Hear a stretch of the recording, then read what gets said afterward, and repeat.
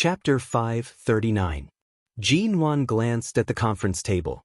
Of course, she was sitting in the wrong seat. The nameplate in front was written in gold lettering, Shine Group. On the other hand, the name MN Group was written on the other hand of the city leader.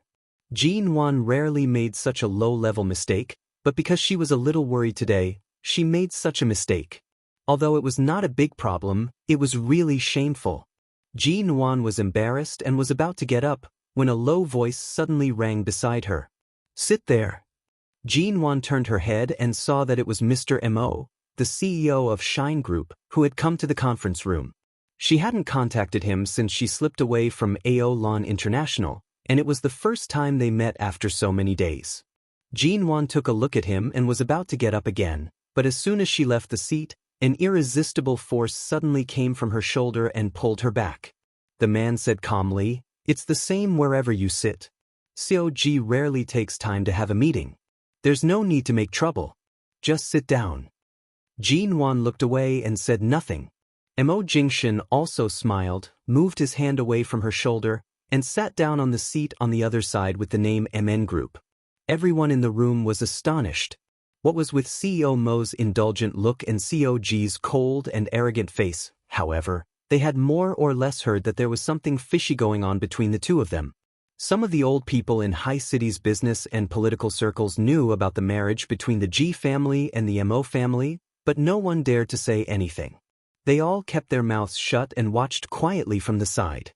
Moreover, CEO Mo didn't care whether they sat on the left or right side of the main seat, so of course, they couldn't say anything. Seeing that everyone was already seated, no one said anything. The meeting only talked about the renovation of the stadium. In the second half of the meeting, someone raised doubts about the engineering drawings under construction and asked why there was such an irrelevant building in the middle. Was this the design of the MN Group? Suddenly realizing this question, the conference room fell into silence. Jean Wan was about to get up to explain, but the city leader said that he had to discuss other related projects with CEO Mo of Shine Group and the meeting would be suspended in an hour. Then Mo Jingshan left with the city leaders. But before the meeting continued, Jean Wan was suddenly called out. A young man with blonde hair and blue eyes who spoke fluent Chinese was waiting for her outside. Jean Wan had never seen this person before and found it strange. However, the other party handed her a business card. After seeing this person's name card, she looked at the young man with blonde hair and blue eyes in surprise. Is he Dane? A famous British architect. 3 years ago, he had signed a design contract worth tens of millions with the Shine Group, which made him famous in the world of architecture. He was a top-notch architect that could only be encountered but not sought. Jean Wan didn't know what was going on. At this time, the city leaders asked to see her alone to talk to her about the temporary addition to the stadium. Jean Wan's sense of admiration for the famous designer was instantly frozen. What would come would come. After all, this responsibility still belonged to MN Group, and she couldn't avoid it. After saying goodbye to Dane politely, Jean Wan went straight to the lounge where the city leaders were currently. After entering the lounge, she saw several city leaders and the person in charge of the construction bureau were there. She guessed that they didn't criticize her directly in the conference room to save MN Group's face, but now they wanted her to give an explanation. When she came in, Jean Wan was still in a trance. She didn't expect that after 3 years of careful ups and downs, and indifferent to any setbacks, she would suffer such a big loss soon after returning to China. The enemy was in the dark, but she was in the light. MN Group had just moved its headquarters back to China, and there were still people who disliked it and wanted to drag MN Group down with them. Just as she took out the plan and design drawings that the intern staff had mistakenly sent to her and was about to give an explanation, the door of the lounge was knocked again, and someone came in. "Sorry to disturb you. I'm Dane, the architect of MN Group. The mistake I made may affect the reputation of COG and MN Group, so I came here to have a look." Dane came in, stood directly next to Jean Wan, and took the 2 plans and design drawings from her hand. Jean Wan was surprised. Dane had never cooperated with her company. It was said that the only Chinese company that had cooperated with Dane was Shine Group. He had never met this designer before. Why did he suddenly appear here to help her solve this problem? Jean Wan turned her head and was about to speak when she suddenly saw the cold and tall man coming in from the door of the lounge.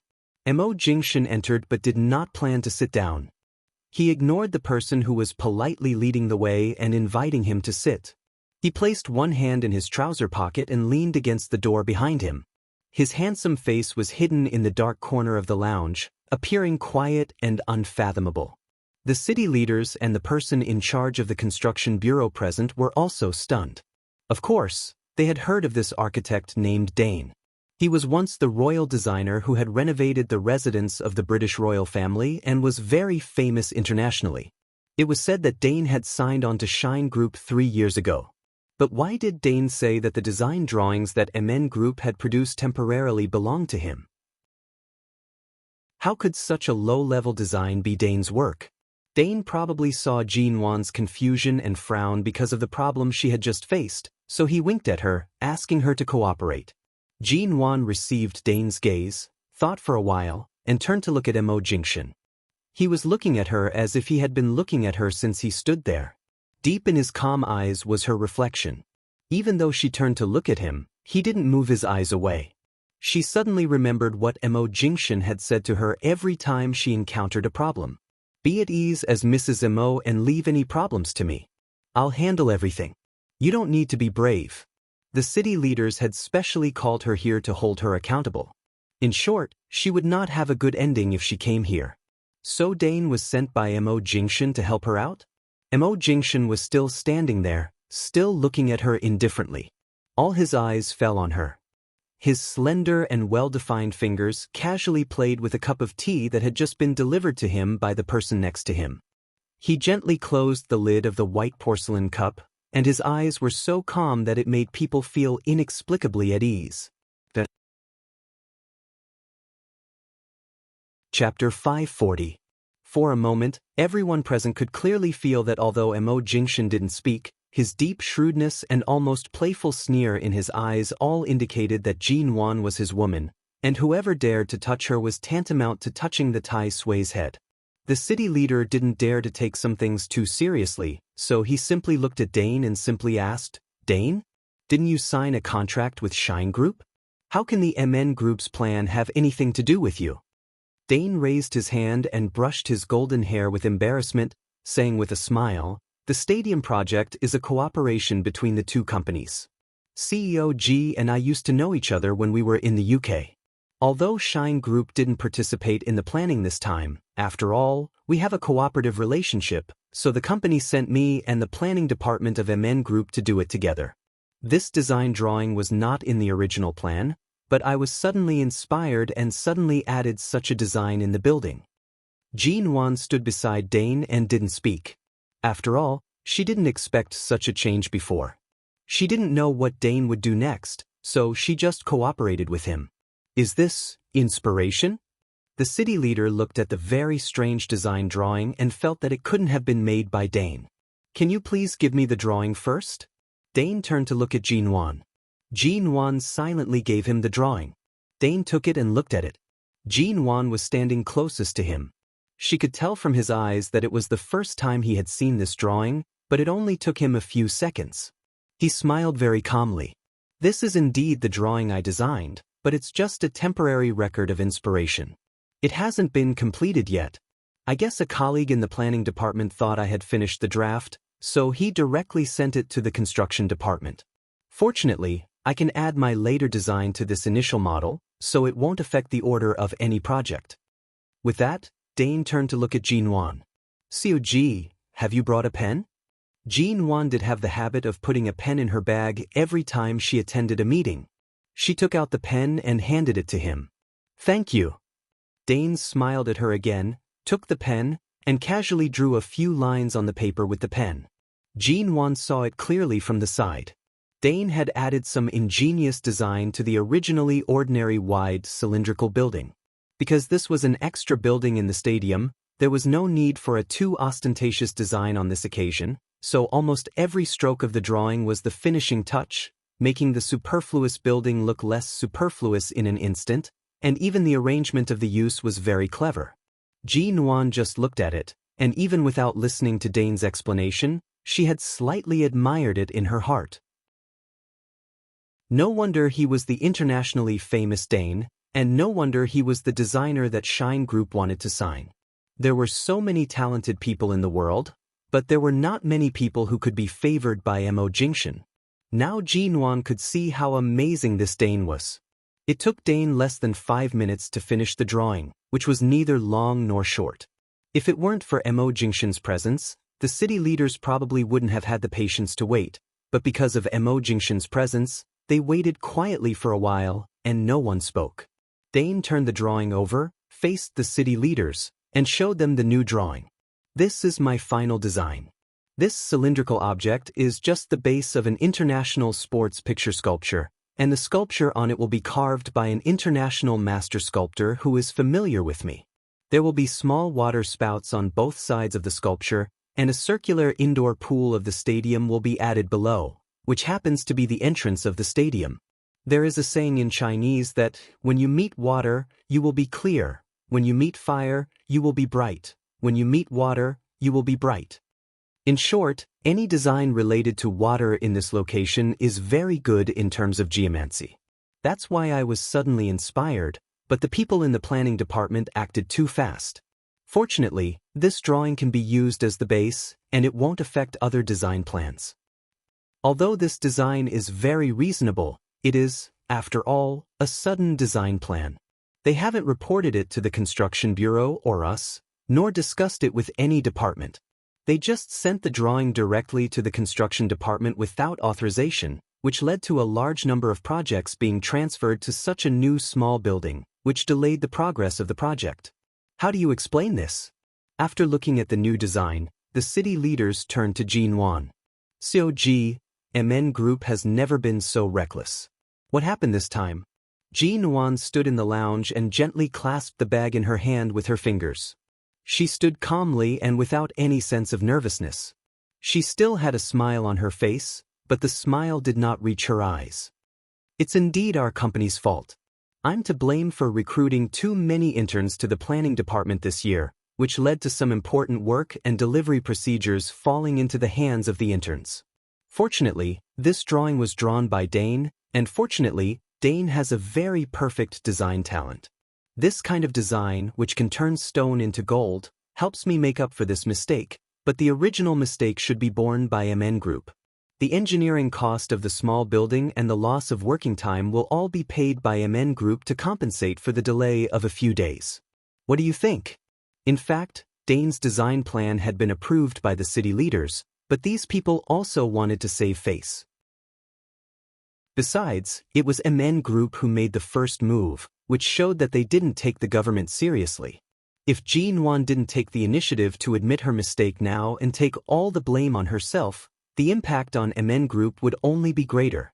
After all, with Dane's help, all Jinwan needed to do now was to maintain peace with the government. It was just a loss of tens of millions of yuan, but for this matter, it was already the lowest loss, and she could show her sincerity and satisfy the government leaders. Of course, the premise was that MN Group really didn't have any ulterior motives. It was just a hidden competitor who made things difficult for them. Chapter 541. When the meeting was about to continue, the city leaders quickly skipped over this small incident against MN Group and did not continue to pester or embarrass her. After all, Jinwan offered to pay for the loss of working time and the compensation for the project.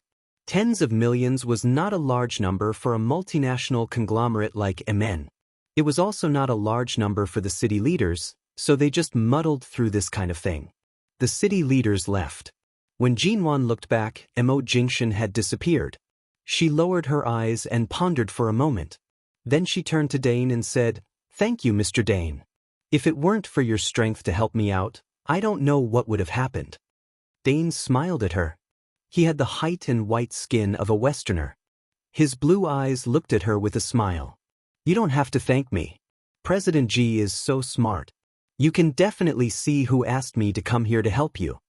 Jinwan didn't respond but subconsciously looked in the direction of the door of the lounge again.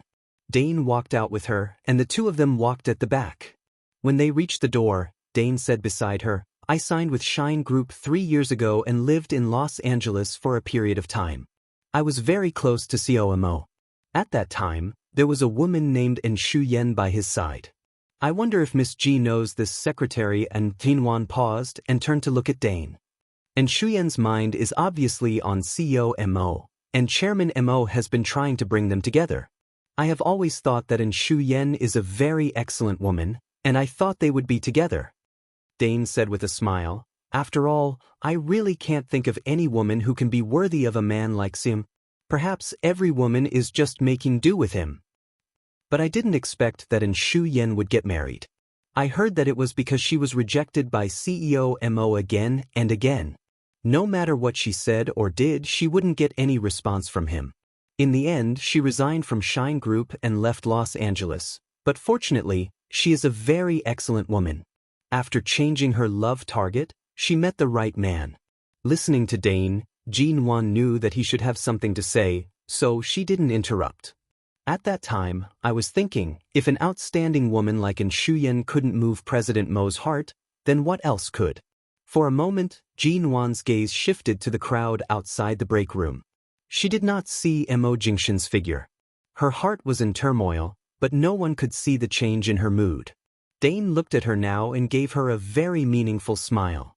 No matter how outstanding they would not be able to move Mo Jingshin's heart. What else could tempt him? Seeing the meaning in Dane's eyes, Jin-won smiled, raised her hand, slowly inserted her fingers into her hair, and made a gesture of pushing her hair aside. She said lightly, "Thank you again, Mr. Dane, for your help today. If there is an opportunity to cooperate in the future, I hope Dane will not refuse. After all, it's a pity that your design talent is limited to serving Shine Group." Dane burst into laughter. He only found it interesting. He was speaking meaningfully about how deeply Mr. Mo loved her, but this woman named Jin-won was bent on stealing Mr. Mo's woman. Interesting. Dane couldn't help but laugh out loud. After going to the conference room, Jin-won was much more relaxed. After all, the big problem that had been haunting her all day had been solved. They continued to discuss the stadium, but the meeting was coming to an end. Jin-won was really not interested in the special conversations between the leaders at the conference table. She looked away from the meeting notes in her hand and drifted slowly. Unconsciously, she looked at the other side of the city leader. Mo Jingshin's face was expressionless, but when he sensed her gaze and turned to look at her, his dark and deep eyes seemed to contain a hint of a smile. She remembered what Dane had said just now. During the 3 years he was in the United States, Enshu Yen often tried to get close to him, but she never got any response from him. Thinking of the various things that happened in Aolan International, Jin-won's cheeks puffed up slightly, but she still avoided his eyes and forced her attention back to the meeting. When the meeting was over, Jin-won got up, left the city hall as quickly as possible, and went straight back to the West City District. The next afternoon, Jin-won felt a little pain in her stomach because her period was coming. She had nothing to do in the afternoon, so she went straight back to Uehu Bay to rest. At 2 o'clock in the afternoon, Jin-won was packing up the computer and a few company files she had brought back in her study when her cell phone on the desk suddenly rang. She didn't think much and reached out to answer the phone. As he answered the call, he put the laptop aside and said, "Hello." The other side didn't speak for several seconds. Jin-won thought the other side had a bad signal and asked again, "Hello, who is this?" The person on the other side still didn't speak for a long time.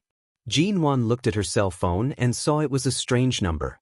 She frowned and was about to hang up. However, the person on the other side suddenly spoke. "Miss G." Jin-won paused and was surprised by the voice she had just heard. After a long pause, she tried to find a possibility in her limited interpersonal relationships, but after thinking for a long time, she still felt that although she seemed to have heard this voice somewhere, it was not particularly familiar, so she couldn't recognize who this person was. The person on the other side repeated, "Miss G, am I disturbing you?" Jin-won put down the documents and the computer in her hands and asked indifferently, "Who are you?" Hearing the calmness and wariness in her voice, the person on the other side sighed with a smile. "I'm Xiao Lui's father." With that, the person on the other side fell silent. The cold and solemn tone of a middle-aged man who had been in a superior position for a long time sounded kind and patient, and even a little tentative, as if he was afraid that she would be alarmed if he spoke too abruptly, so he continued in a slow and peaceful voice. "Miss G, do you have time?" Jean Wan didn't speak, but she was really surprised that Mr. Xiao would call her. She had never heard that the chairman of Ling Xiao Group was so approachable. Thinking of the things she had suspected before, she said indifferently, "Why does Mr. Xiao have my phone number?" Chapter 542. At 5 o'clock in the afternoon, on Shihe Road in the western part of the city, a white Porsche was parked outside a classical-style restaurant. Jean Wan got out of the car, answered a phone call, and turned to enter the restaurant. The bodyguard watched Jean Wan's back disappear, picked up his cell phone, and called Mo Jingxian. "Mr. M, what's the matter?" "Someone asked Miss G out for dinner.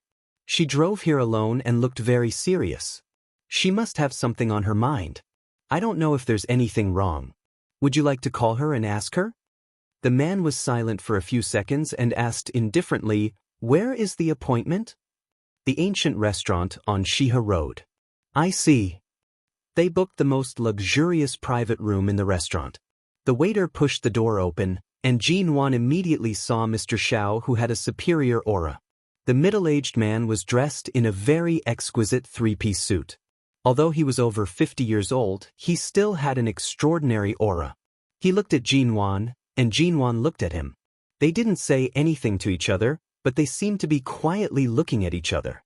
The waiter stood outside the door and felt that this man and woman, one old and one young, gave off an inexplicable feeling that there was something similar about them.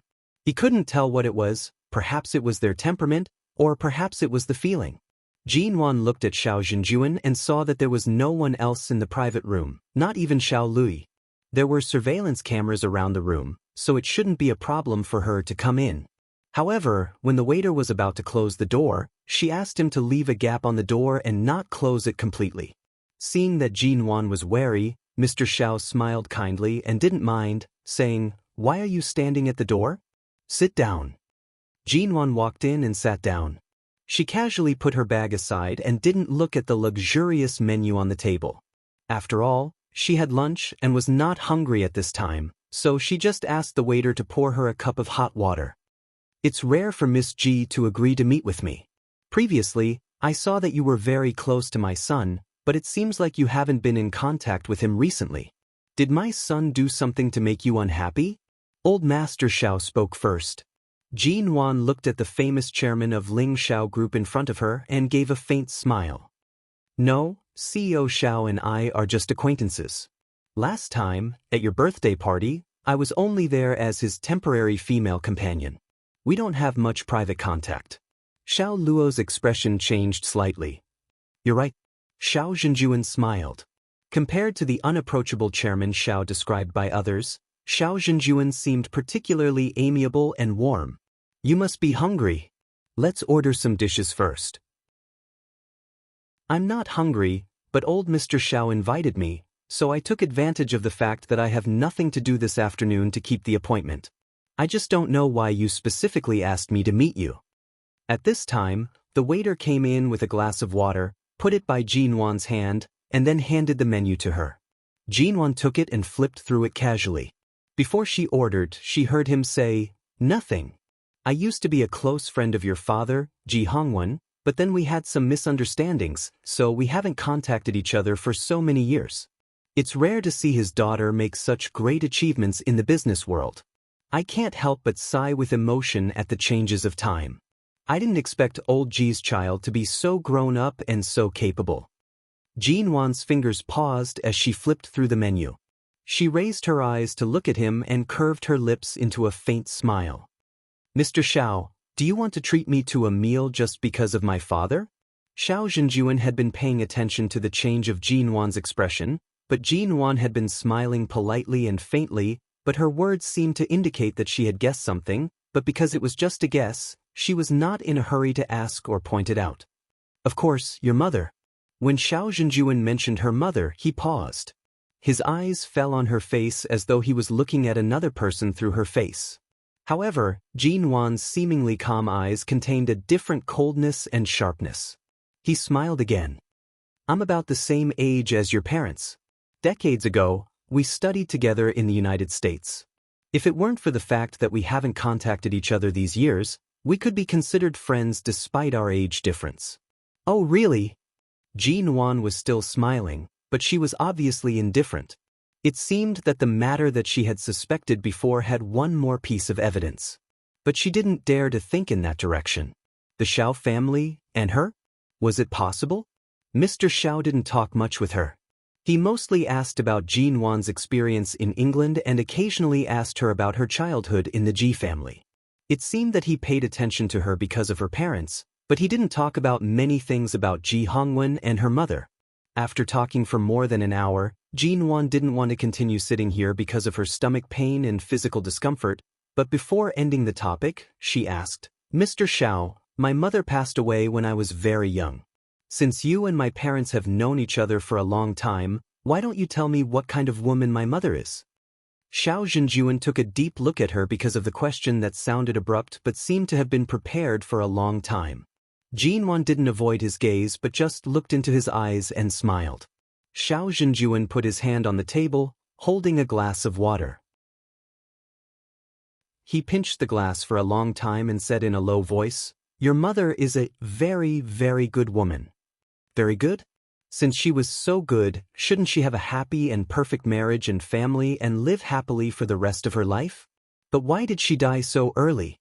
Although I was young at that time and didn't investigate much about her for so many years, I also knew that she was depressed because of serious depression. When she died in the hospital, she was already thin. A good woman ended her life in such a miserable way. What was good about her? Xiao Zhenjuan didn't speak but just looked at her. Although he wanted to say something, he didn't. Because he had been in the top position of the company for many years, he knew what he should say and what he shouldn't say. Obviously, he didn't intend to reveal some things. Then why did he ask her to meet him? Jin Wan smiled, but the smile didn't reach her eyes. She said coldly, I'm not feeling well. I'll go back first. Goodbye. With that, she turned around without hesitation. She opened the door and walked out in high heels. She bumped into a wall of people, and a familiar cool breath rushed into her nose. Chapter 543. Jin Wan's feet only slipped. Thankfully, she did not sprain her ankle.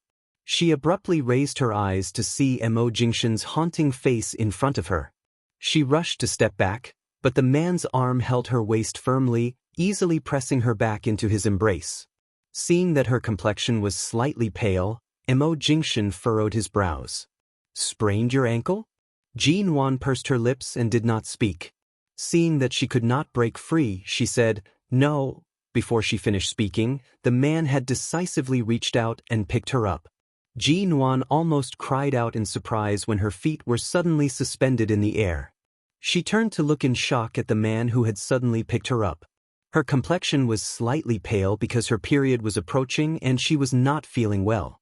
She did not sprain her ankle at all. Why was he carrying her? Mo Jingshan glanced back at the tightly shut private room door. Jin Wan saw from his gaze that he clearly knew who the person inside was without her saying a word or explaining anything.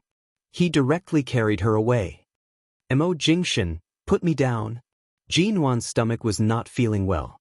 Although this floor was surrounded by private rooms, there were many people eating downstairs. She did not want to be carried out by him. My ankle is fine. Put me down. What did you talk about? Why is your complexion so pale? The man did not carry her down the stairs but went to the elevator on the other side. After entering the elevator, he did not intend to put her down. He only glanced at her ankle, which appeared to be fine, and then looked at her face.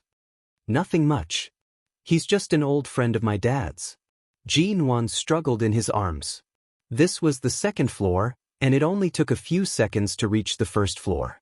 The moment the door opened, she saw someone outside.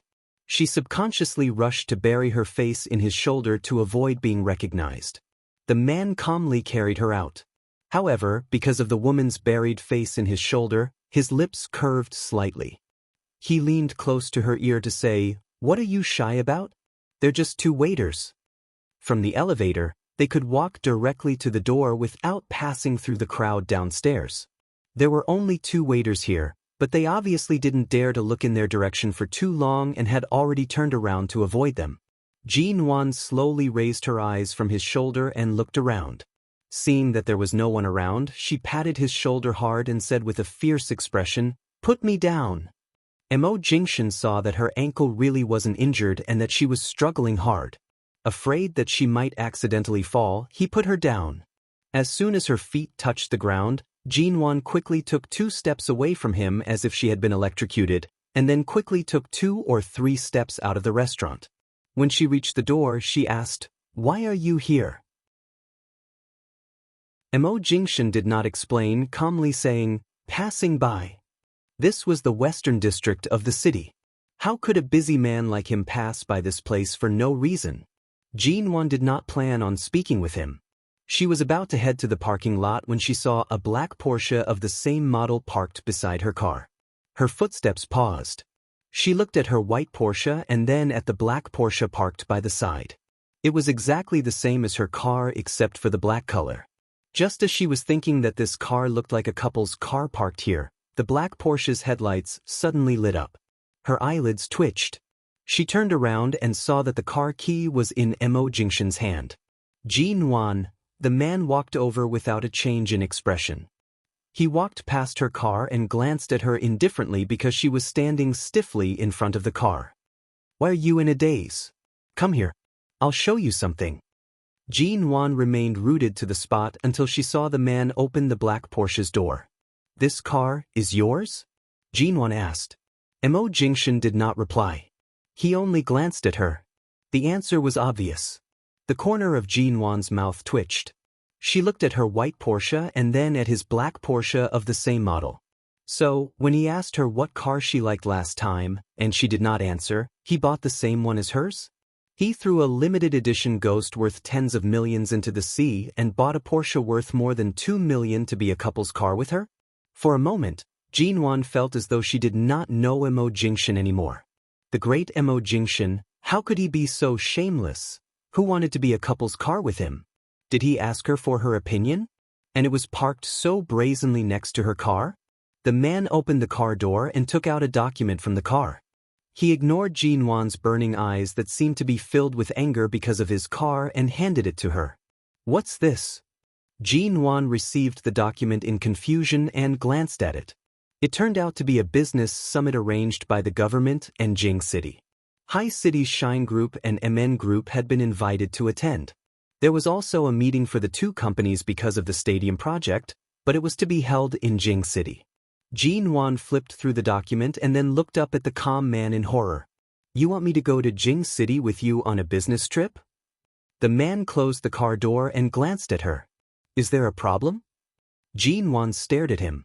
"This is a big problem. Your Shine Group has cooperation with the business and political circles in Jing City, but MN Group has always been in London. It hasn't been long since we moved back to China. I have no contact with Jing City, nor do I have any cooperation projects. Just because of the construction of the largest stadium in the country, you can go to Jing City on behalf of the two companies. I'm clearly not qualified to go to Jing City. Who on earth put me in?" There was no need for anyone to answer her. She knew who the culprit was. In a place like Jing City, the opportunity to meet with various leaders and big shots in the business world was hard to come by. There were few people in the country who had the ability to put her in.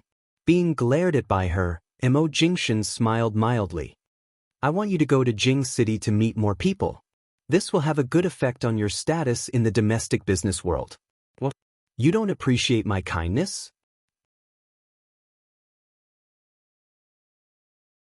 Chapter 544. The man said flatly, "You won't get a second chance like this. Do you want to give up this good opportunity because of me or go to Beijing with me? Make your choice." Jin-Wan didn't speak.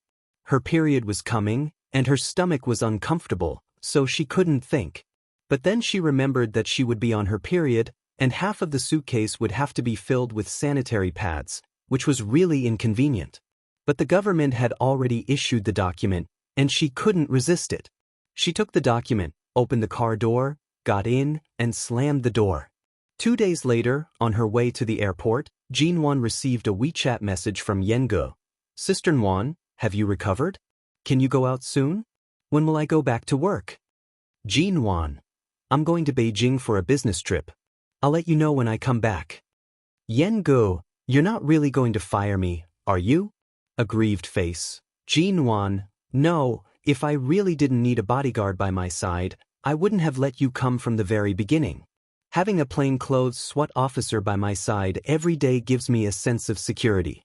I definitely wouldn't let you go. Yengu stared at the phone for a while and smiled. Are you going to Beijing alone? When will you come back? Do you need me to go with you? Jinwon, no, I'm going with the people of Shine Group.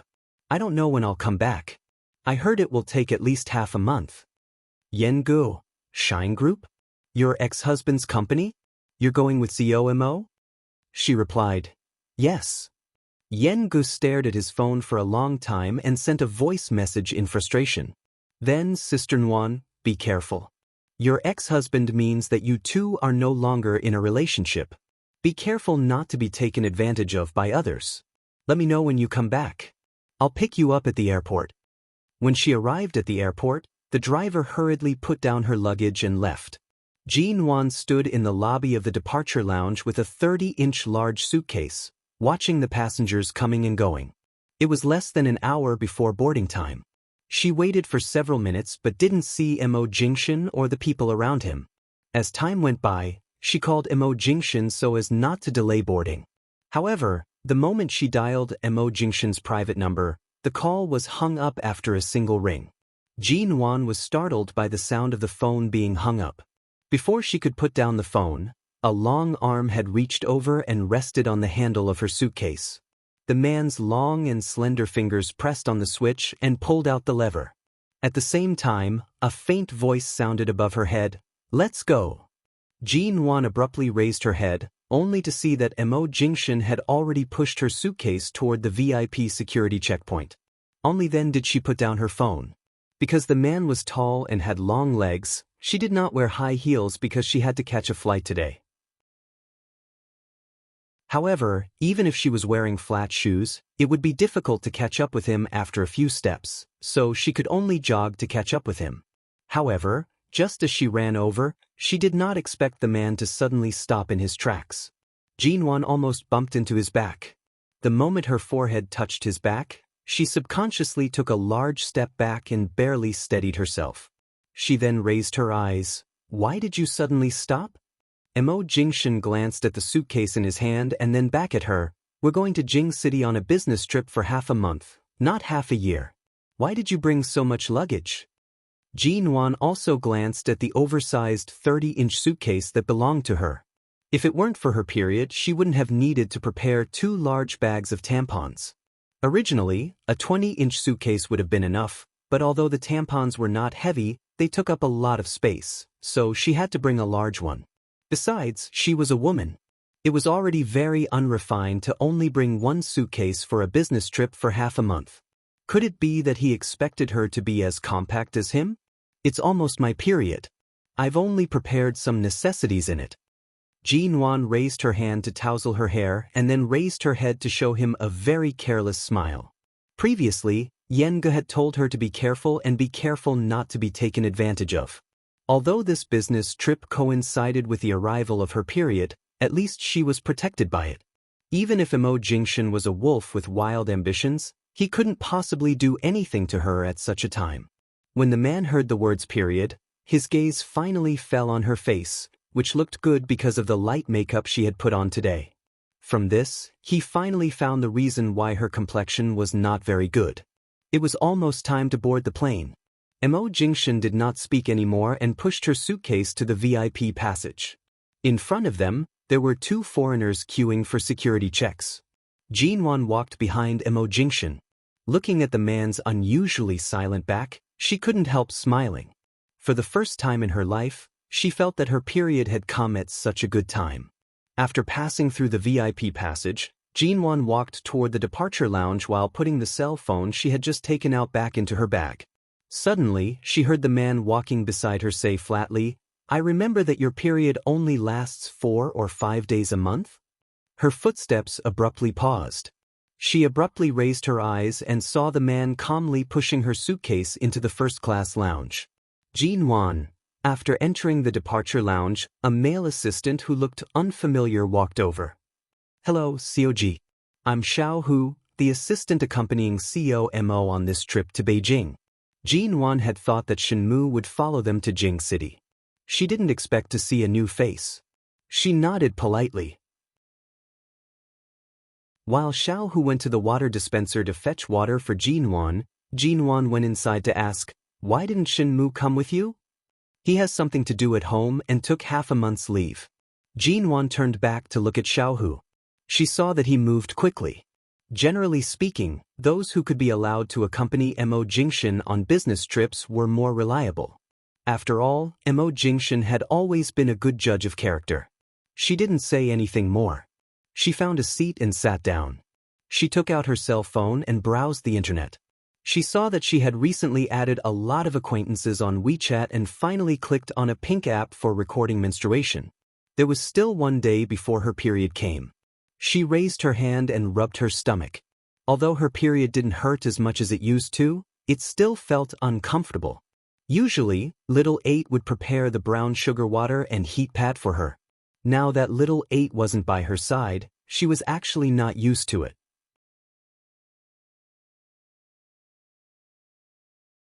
Chapter 545. Thank you, Xiao Hu.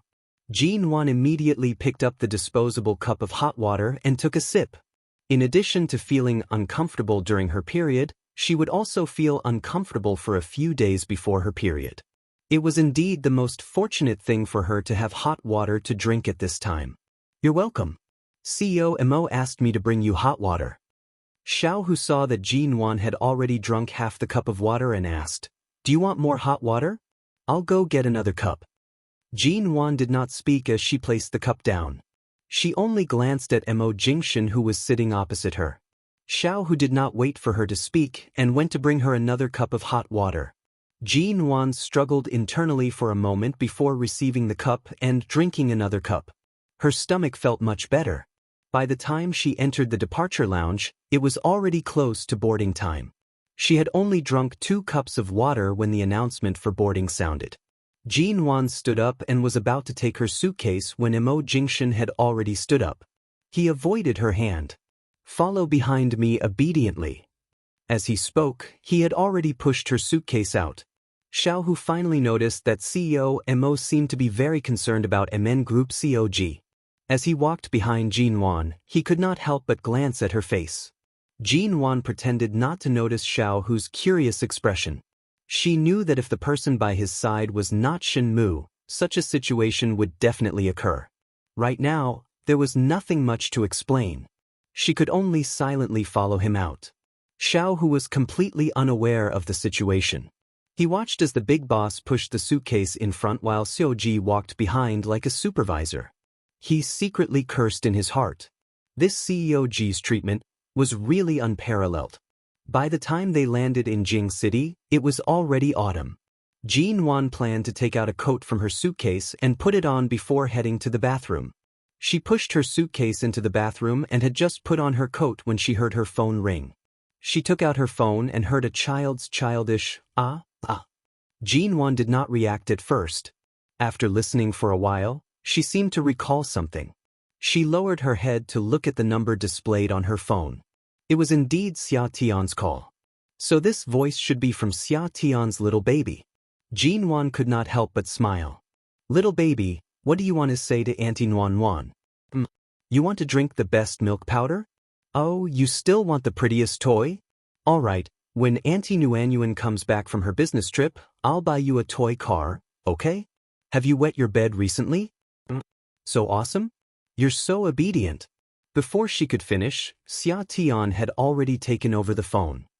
"I just wanted my son to say hello to you. You're really good at acting. You've already chatted with him for so long. Let me tell you, my son is still young. He doesn't even know how to speak yet. Don't spoil him so early that he'll have the bad habit of asking you for anything he wants. Jin Wan was immediately amused. But I heard him to me. He was clearly acting coquettishly with me. My son knows how to act coquettishly now. He's only 2 months old and he's already calling you mummy. Stop daydreaming. How can a 2-month-old call for mama? I clearly heard his sounds coming out of his mouth. If he calls for mama now, there's an 80% chance that he'll be a prodigy. Jin Wan couldn't help but laugh. TSK. Of course my child will be a child prodigy. Sounds just like mummy. I'll just take it that he learned to call me mummy first. Xia Tian said with a smile. Where are you? Why haven't you come to help me hold the child these days? I'm on a business trip. I just arrived in Beijing. Why did you go to Beijing? With whom? Yourself? Jin Wan paused and thought for a moment. She did not mention that Mo Jingshan was also there. Otherwise, based on Xia Tian's temper, coupled with the fact that she was bored from taking care of the child at home every day, who knew how many more questions she would bombard her with? I'm just here for a meeting. I'll be back in a few days. Tell your little baby to wait for me to buy him a toy car. Xia Tian heard the airport announcement coming from Jin Wan's side and did not pester her any further. All right, you're busy in Beijing. I'm hanging up. Let the little baby talk to me one more time before hanging up. Jin Wan had just finished speaking when she heard Xia Tian's little baby being sent to the phone's side. He let out a series of cute, childish, sounds. Jin Wan smiled, and her heart softened.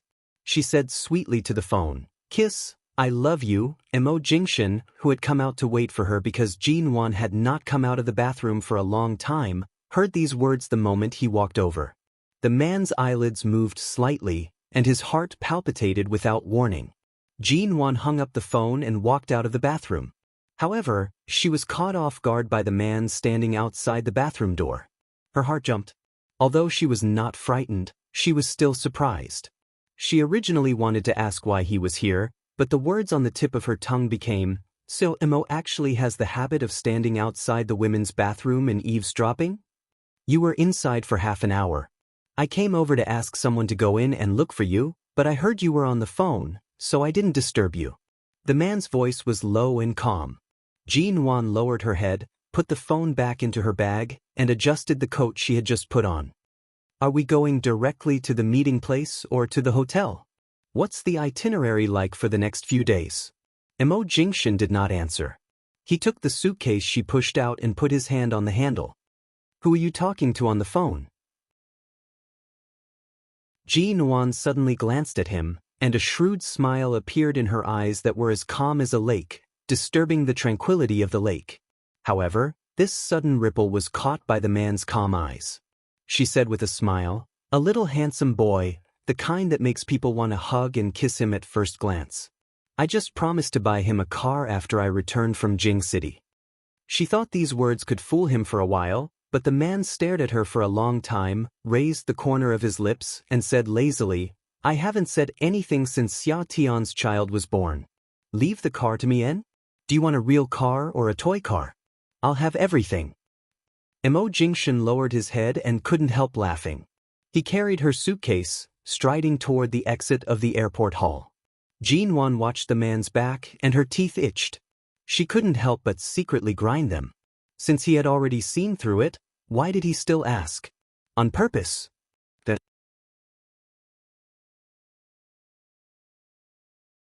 Chapter 546. It was evening when they arrived in Beijing. At this time, the only choice was to go straight to the hotel and arrange all the business after tonight. In the car, Jin Wan and Mo Jingshan sat in the back seat, while Xiao Hu and the driver sent by Beijing sat in the front. Jin Wan looked at her cell phone for a while and then turned to look at the sunset. Thinking that they would stay in Beijing tonight, she couldn't help asking, "Which hotel are we staying in?" "The Shengtang Hotel in Haiyang District. The room has been booked. You can rest as soon as you arrive." Xiao, who sat in the front, and answered, "Xiu Ji, just have breakfast before 7 o'clock tomorrow morning. We have a meeting at 7:30. There are not many things to do tomorrow, but in addition to the meeting the day after tomorrow, there is a very important banquet to attend in Beijing tonight. Xiu Ji, You should have brought a dress, right? There is a banquet to attend? Jean Wan raised her eyebrows. Yes, it's a charity banquet arranged by the business circle in Beijing. It's rare that CEO Mo has time to attend, so this banquet will be more grand. We must also attend. Jean Wan didn't prepare a dress, but in a place as prosperous as High City, she could find a department store or a custom-made dress shop. When they arrived at the hotel, Jean Wan looked up at the legendary Shengtang Hotel in Beijing and thought of another important question. Do you live on the same floor as me? Jean Wan turned to look at Mo Jingshan, who had already gotten out of the car. The man smiled. We're on a business trip together. For the convenience of traveling together, of course, we live on the same floor. Otherwise, what do you think? Jean Wan. After arriving at the room, Xiao Hu wanted to help Jean Wan carry her luggage in. After all, the corridor upstairs was covered with long and thick carpets, and it was inconvenient to push the suitcase, so she had to carry it. However, when he saw that CEO Mo still helped her carry the suitcase without complaint and he didn't need to intervene at all, he hesitated and decided not to follow them. The door opened. Jean Wan looked back at Mo Jingshan and reached out to take the suitcase.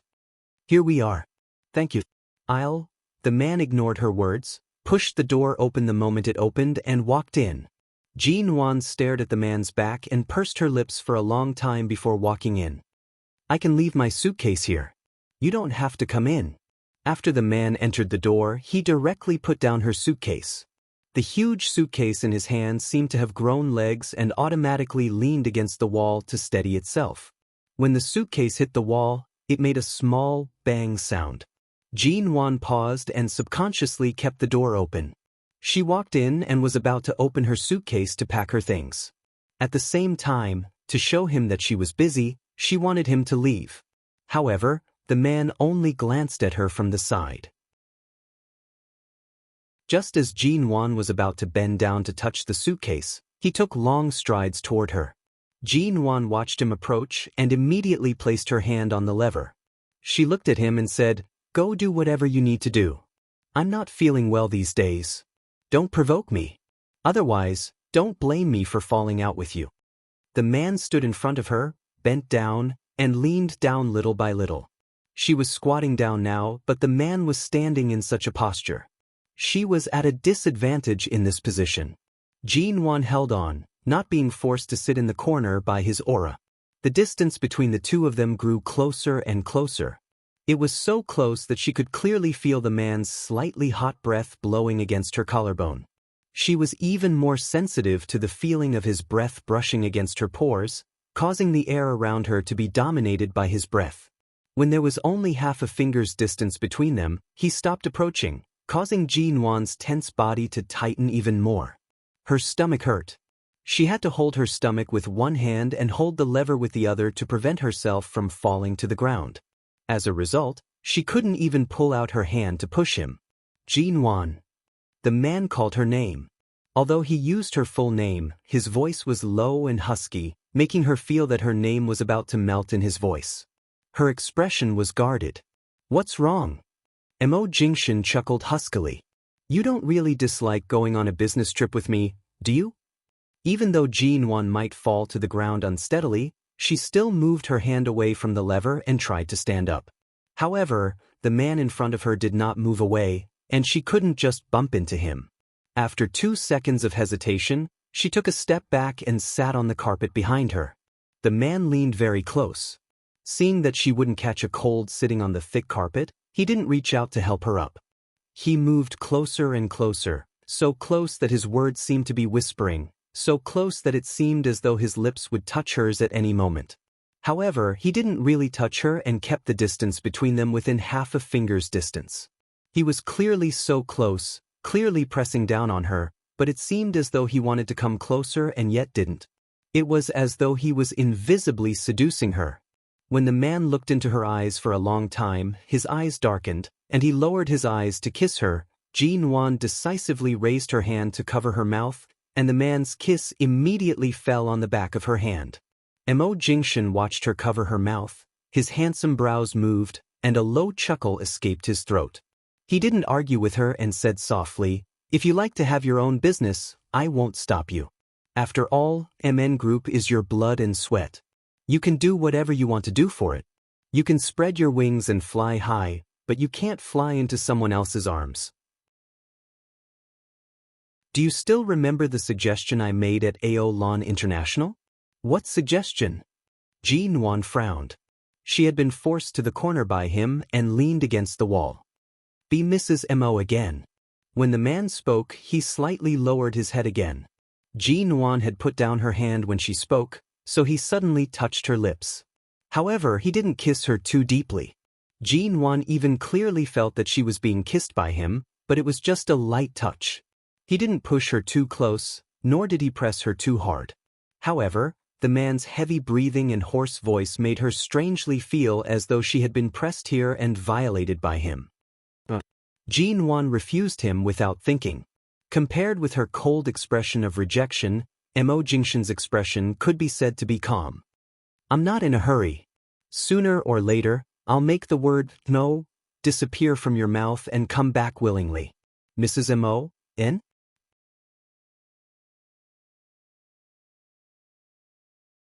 Chapter 547. Mo Jingshin watched her for a moment. He saw that she had spent too much time on the plane and in the car, and the light makeup on her face had faded. Her originally pale complexion was now obvious. Based on her menstrual cycle, she did need to rest early. Remember? Jin-won, she glared at him. The man did not speak. She glared at him, unconsciously using a warning tone. Mo Jingshin, I'm telling you, if my poor health affects your work here, don't blame me for dragging you down. If I continue to sit here, it will only make me feel worse. If I can't get up tomorrow. Seeing that she was so angry that she could say such words without any threat, his voice carried a smile. Kiss me and I'll help you up. Jin-won glared at him. Mo Jingshin, you're the epitome of despicable and shameless. Even if you want to take advantage of someone, you have to look at the situation first. You found out. The man smiled. Indeed, I'm taking advantage of someone. As expected, I wasn't wrong to say that you're a beast in human clothing. Unhappily, Jin-won tried to push him away again, but when she frowned unhappily, the man quickly kissed her on the cheek. It was only a light kiss, but he picked her up and put her on the bed. Jin-won, who had only wanted to stand up, was carried onto the bed in the blink of an eye. Rest well. If you're hungry, call the hotel and have them send you food. Wake up on time tomorrow. Don't sleep in. Jin-won, your stomach hasn't been feeling well these days. Remember not to use cold water when you shower, then? Seeing that she did not respond, the man dragged out his words. His tone was heavy, but it carried an indescribable sense of indulgence and pampering. After finally sending Great Boss Missouri away, Jin-won watched as the man closed the door behind him. She then relaxed and laid back on the bed with her arms and legs spread out. Rushing to catch a plane and a car was the most tiring. She wanted to sleep for a while before waking up for dinner. She lay on the bed and did not move. Not long after, the man's gentle and mild words lingered in her ears. Go back to being Mrs. M. Jin-won flipped over and covered her head with a pillow. When she woke up the next day, her period arrived on time. Her stomach hurt so much that it felt like it was about to cramp. Jin-won curled up on the bed for a long time before she sat up. Seeing that it was 7:30, she got up to wash up. After all, she came to Beijing for work, not for a vacation. However, just as she got out of bed and put on the white soft slippers in the hotel room, she suddenly heard her phone ring. She picked up her phone and glanced at it. It was an unknown number. Puzzled, she picked it up and heard Xiao Hu say, Suji, did I disturb your rest? Jin-won recognized Xiao Hu's voice. She rubbed her stomach as she stood up and softly answered, No, I'm already up. Give me 10 minutes. I'll be downstairs immediately. With that, she was about to head to the bathroom. Suji, you don't have to come. So Mo and I have already left the hotel. This morning's work schedule is a bit more complicated. I'll sign in for you in the name of MN Group. Are you not feeling well today? Then rest in the hotel first, leave it to me. Jin-won paused. You've already set off? Yes, I had originally arranged for the hotel's wake-up call service, but CEO Mo asked me to cancel it. He said that CEO G is not feeling well and asked you to rest in the hotel for a day. It just so happens that this morning's meeting is just a formality. There are no important people today, so there's no need to meet so many people in person. I'll sign in your name. There won't be any problems. So Ji, you can rest assured. Jin-won knew that it was not suitable for her to travel during her period. The pain during her period was sometimes good and sometimes bad. When it was good, the pain was not so severe, but occasionally, because of frequent overtime work, her endocrine system would be disturbed, and then on a certain month, the pain would be heart-wrenching. Although the problem of the cold in the womb was much better, the pain during her period was still the most painful. In the past 3 years, she had stayed in London as much as possible during these days of each month and rarely went out. This time, when she suddenly came to Beijing, she had been prepared to endure all kinds of discomfort, but she didn't expect that she would still become the one being taken care of. Well, if there's anything I need to be involved in, please let me know in time. I'll make preparations. Don't delay the schedule, Jin-won said softly. All right, I'll contact you at any time. After speaking, Xiaohu hung up the phone and turned to look at Mo Jingshan sitting in the back of the car. COG's voice sounds weak. It seems that she is really uncomfortable. Shall we call a doctor to check on her? Mo Jingshan didn't say anything. Mo Jingshan's handsome face showed no emotion. He did not respond. Xiaohu turned back to chat with the driver. After a moment, he picked up his cell phone and was about to call Qin Siding when he remembered what Jin-won said last time. His fingers paused on the screen for a moment, skimmed over Qin Siding's number, chose a doctor he was more familiar with, and called him. In the next few minutes, Xiaohu felt that his understanding of COMO had been completely shattered. He actually heard COMO, who usually didn't even have an extra woman by his side, calmly ask a woman if there was any more effective and faster way to relieve pain during menstrual pain besides brown sugar water. After listening for a while, Xiaohu decided to look down and pretend he heard nothing. In the afternoon, when they were about to return to the hotel after finishing several tasks outside, Mo Jingshan asked them to stop on the road, and then Xiaohu saw his boss get out of the car and go to a large chain pharmacy by the road. When Mo Jingshan returned to the car, Xiaohu didn't need to look to know that the bag in his hand was filled with things he bought for COG. Was CO Mo's spring coming, or was CO Mo chasing Suji? That shouldn't be the case. There were so many women who secretly liked CO Mo. Even in High City's entertainment circle, there were countless women who wanted to hug CO Mo's thigh, but CO Mo never looked them in the eye. He could definitely be described as cold, heartless, and unwavering. They were all like skeletons without the slightest interest. Although he didn't know how CEO Mo treated the woman he liked, based on his vigorous and decisive attitude at work, he should be very strong and decisive to the woman he liked. He didn't expect that the iceberg CEO Mo would have such a patient side to the woman he liked.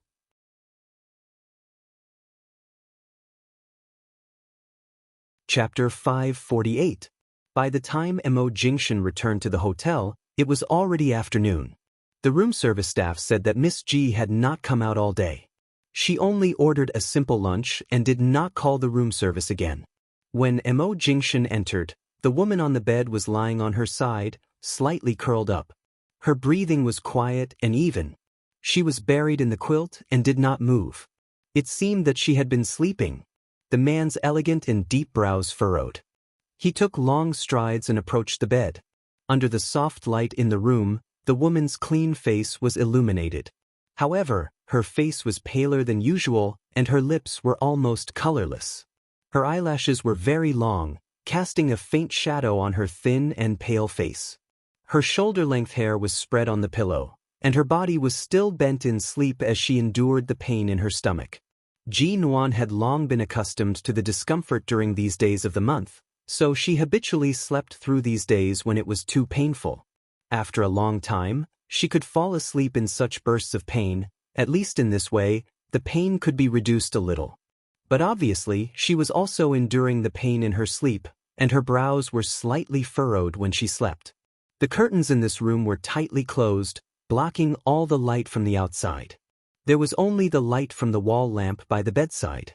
In fact, Jin-won had been sleeping, but when she heard someone coming in, she woke up but did not open her eyes. She was clearly here on a business trip, but she had to rest in the hotel on the first day. No matter whether today's work was important or not, she instinctively felt that she was dragging her company down and felt uncomfortable. Right now, she was not in the mood to face Mo Jingshin. The room was extremely quiet. Jin-won did not move. It was not until the sound of the door closing entered her ears that her slightly tense nerves relaxed a little. She opened her eyes, looked at the room that still had only one wall lamp, looked at the tightly closed curtains, and then closed her eyes again, preparing to continue sleeping. Anyway, the pain would only be the most in the next 2 days. When her period was about to end, it would not be so uncomfortable. The man's cool breath surrounded her from behind. Jin-won's relaxed nerves immediately tightened.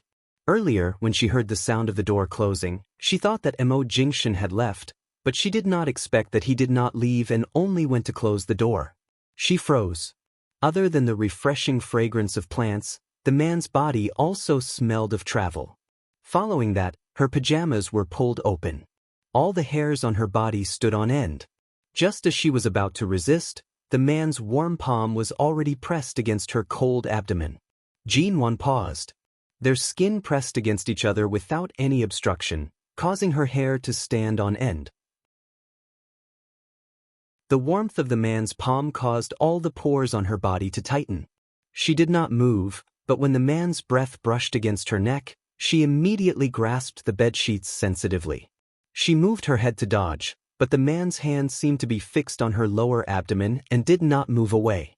Just as she was about to turn over, she suddenly felt the bedside sink a little. The man simply lay down by her side and easily pressed all her movements. He reached behind her neck and pulled her into his arms, while the other hand remained pressed against her abdomen. Mo Jingshin, who gave you permission to enter my room again? Does everyone have a room card of this hotel? I'm still sleeping. Do you think I can come in just because you say so? Jin-won was held in his arms. She raised her eyes to meet the man's deep, ink-black eyes under the dim light. The man did not speak but increased the strength of his hand on her lower abdomen. It was not until Jin-won pushed him hard that he said seriously, "Be obedient. Does your stomach hurt? Do you still have the energy to struggle? Don't I have thousands of ways to relieve my stomach pain? If you really wanted to make me feel better, you could have asked your assistant to buy me a few heat pads or a hot water bottle on the way back. But you directly used your hand. Do you really think I don't know what you're thinking? Me going on a business trip with you doesn't mean I..." Before she could finish her sentence, her face was cupped. She was startled and was accurately kissed by his lips. Without any explanation, Mo Jingshin pried open her lips and kissed her. The kiss was deep and heavy, and Jin-won's brain almost exploded in an instant. He kissed her because he couldn't win against her in words? What was wrong with this man? Jin-won couldn't push him away. She was almost completely trapped in his arms and pressed under him. After a few hard pushes, she lost the strength to push him away. The pain in her stomach made her hate herself for being so weak for a few days every month. She refused to close her eyes and stared at him like fire. As they kissed, the man's dry hand, without a trace of sweat, moved away from her lower abdomen and turned to hold her waist without any hindrance. His body completely covered hers, and the kiss became deeper and deeper. While Jin-won was still glaring at him, the man covered her eyes with his hand. Jin-won was forced to close her eyes, and as soon as she closed them, she couldn't control her emotions. When the man felt that she had slowed down, he patiently and gently kissed her on the lips and didn't continue. Jin-won opened her eyes because there was finally space on her lips. The moment she opened her eyes, she became clear again. Soberly, she reached out to pull the man's hand away from her lower abdomen. Mo Jingshin. N. The man's voice sounded particularly dull and low in the dimly lit room, but it was so sexy and lazy that it made her heart skip a beat. Your stomach hurts so much. Why didn't you ask the hotel staff to boil some brown sugar water for you? Jin-won turned her face away to avoid his breath. It won't do much to drink it. It won't hurt so much for more than half an hour after I drink it, but it'll be the same after a while. There's no need to bother the hotel staff. the man said in a low voice. So you just put up with it? She said flatly, I'm used to it. Before the divorce, Mo Jingshan or Auntie Chen would watch her drink some hot milk or brown sugar water every night, so her monthly period was much better. But in the next 3 years, she could only live a regular life and keep exercising. How could she take care of such a delicate thing? Besides, she was so busy that she didn't have time to insist on heating up brown sugar or ginger tea every night. It had been 3 years. As time went by, she got used to it. She was no longer as delicate as when Mo Jingshan was by her side. She had long given up the idea of being pretentious.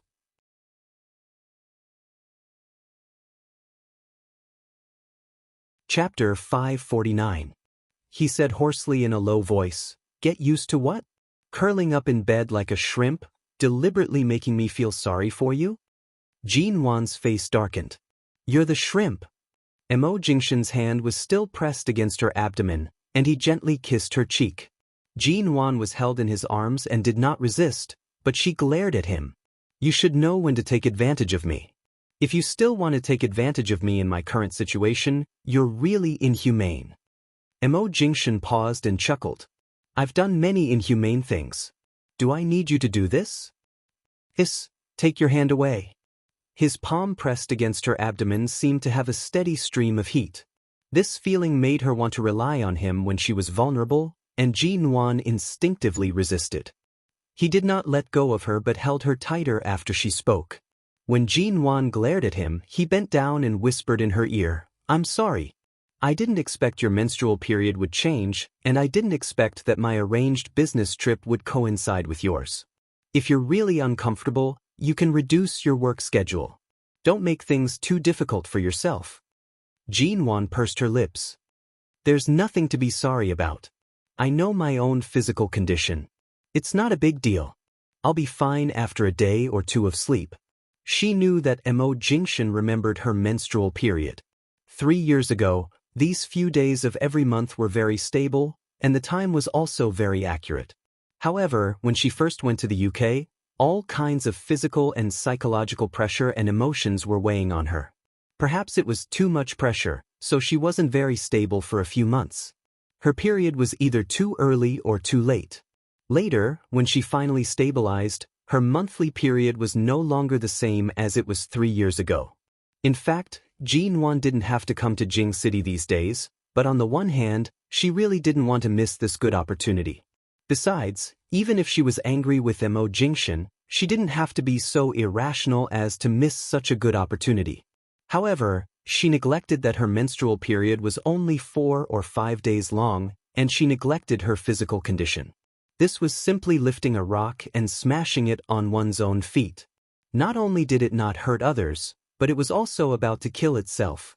Mo Jingshan pinched her chin. He had to admit that a 3-year absence would indeed make it difficult for a man to remain unruffled. However, the little woman in his arms was in a special situation. He could only look at her but not touch her. Seeing that she was in so much pain, he lowered his voice and said, I'll help you warm your stomach. If you want to sleep, you can continue sleeping. How can I sleep with you here? The man curled his lips. If you're not going to sleep, why don't we continue kissing for a while? The severity of a woman's menstrual cycle is directly proportional to the tension in the brain. In other words, the more you concentrate on thinking about where it hurts, the more it hurts. Why don't you do something else? Once you feel happy, your body will instinctively release dopamine and activate your brain cells. This can also help relieve the pain. Jin Wan, which doctor came up with this fallacious reasoning? She quickly turned her face away to prevent him from kissing her again. Under the dim light, Mo Jingshan could not see her face clearly. However, the little woman's posture of holding her breath and twisting her body to avoid facing him was enough to explain her current expression. Jin Wan closed her eyes and did not speak for a moment. The man also laid by her side and did not move further. He only helped her press against her throbbing abdomen.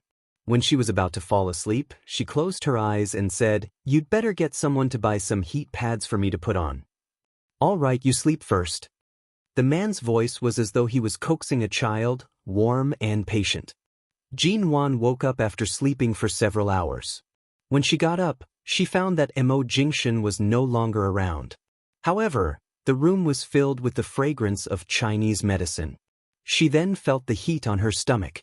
She lowered her head to see that there was a pack of Chinese medicine on her abdomen. The heat came from the pack and was very warm. No wonder she had slept so comfortably earlier and was not woken up by the pain. It was actually because of this. Where did Mo Jingshin go to buy this? He couldn't have specially asked the doctor, could he? She sat up and touched the thing on her abdomen.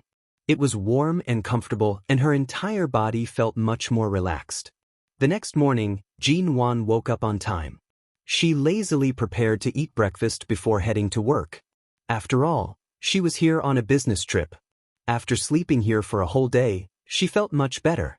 After washing up, a staff member suddenly knocked on the door and pushed in a bowl of red date glutinous rice porridge. Don't you need to eat breakfast in the restaurant? I didn't even call, and it was sent in directly? Jin-won spoke as she walked over and picked up the spoon to taste it. The staff member stood by the side and asked with a smile, "Miss G, is this porridge good?" "It's all right. The taste is not bad." Jin-won took 2 mouthfuls and sat down by the table, planning to finish the porridge. This porridge was specially made by Mr. Mo in the hotel kitchen this morning.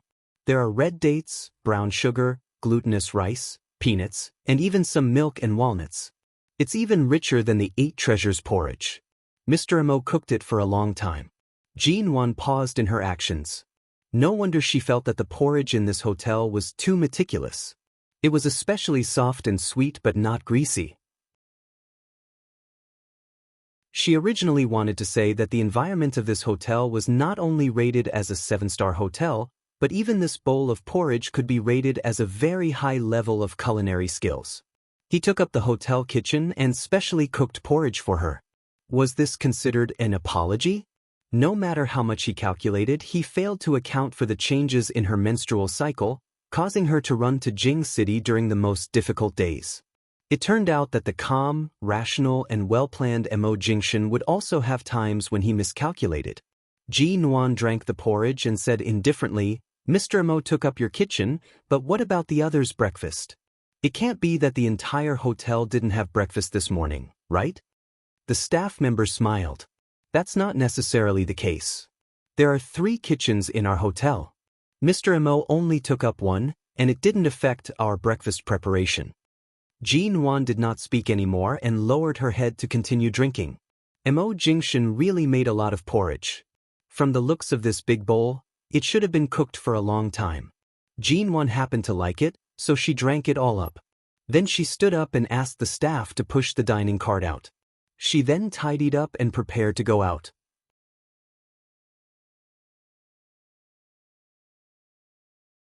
Chapter 550. In the room, Jin-won's cell phone just rang. Mo Jingshin came out from the opposite room, heard her cell phone ringing, and glanced at the empty bowls on the dining trolley that the staff pushed out. It seemed that she liked it very much. At the same time, Xiao Hu suddenly came out of the elevator with a huge bouquet of roses. When he came here and saw Mo Jingshin standing outside the door, he was embarrassed. "CMO," the man looked sideways at the things in his hand. The 299 red roses were tender and beautiful. Mo Jingshin frowned silently. "What are these?" "These flowers." Xiao Hu coughed. "Just now, the courier from the same city came and said they are for COG. At this time, Jin-won suddenly opened the door and came out, seeing the bouquet in Xiao Hu's arms. She subconsciously raised her eyes to look at Mo Jingshin. Although she knew that everything Mo Jingshin had done for her was deeper and more important than these flowers, and she knew that he would never have such superficial things. He rarely gave roses or gifts, but these flowers suddenly appeared in front of him. It seemed that it was not the case. Just now, she received a call from the same city, saying that a gentleman had ordered roses for her. Apart from Mo Jingshin and Xiao Hu, there was only one other person who knew that she was staying in this hotel. Yesterday, when she was resting in the hotel, she was bored to death, so she took a picture of the hotel from this angle and posted it on her WeChat Moments with the words, "This business trip is really painful." During the last blind date, The auntie's son didn't specifically contact her again, but the two of them added each other on WeChat. After seeing her post on WeChat, the auntie's son asked where she was on a business trip and said that he happened to be in Beijing these few days, so he asked if she wanted to meet him. Then Jin-won refused. After chatting casually for a while, he learned that she was staying in this hotel, but Jin-won said it was not convenient for her to meet friends, so he didn't come to see her.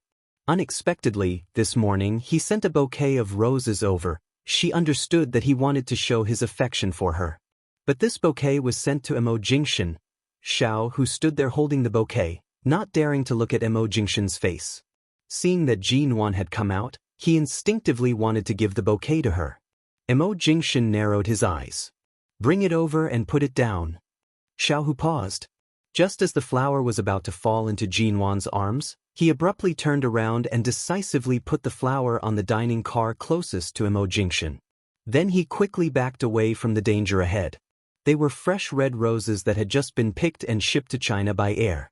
There were still clean water droplets on them, and they were delicate and lovely. Emo Jingshan glanced at the heart-shaped card on the flower and pulled it out with his well-defined fingers. He held it between his fingers and glanced at it. Then his expression turned dark and cold. Before Jin-won could react, she saw the man throw the card into the garbage truck of the guest room cleaning staff passing by. Jin-won instantly glared at him in disbelief. "Emo Jingshan, why did you throw my things?" She felt ashamed that she had been moved and soft-hearted by him just now. Emo Jingshan glanced at the irksome rose again, and then his eyes fell on her face.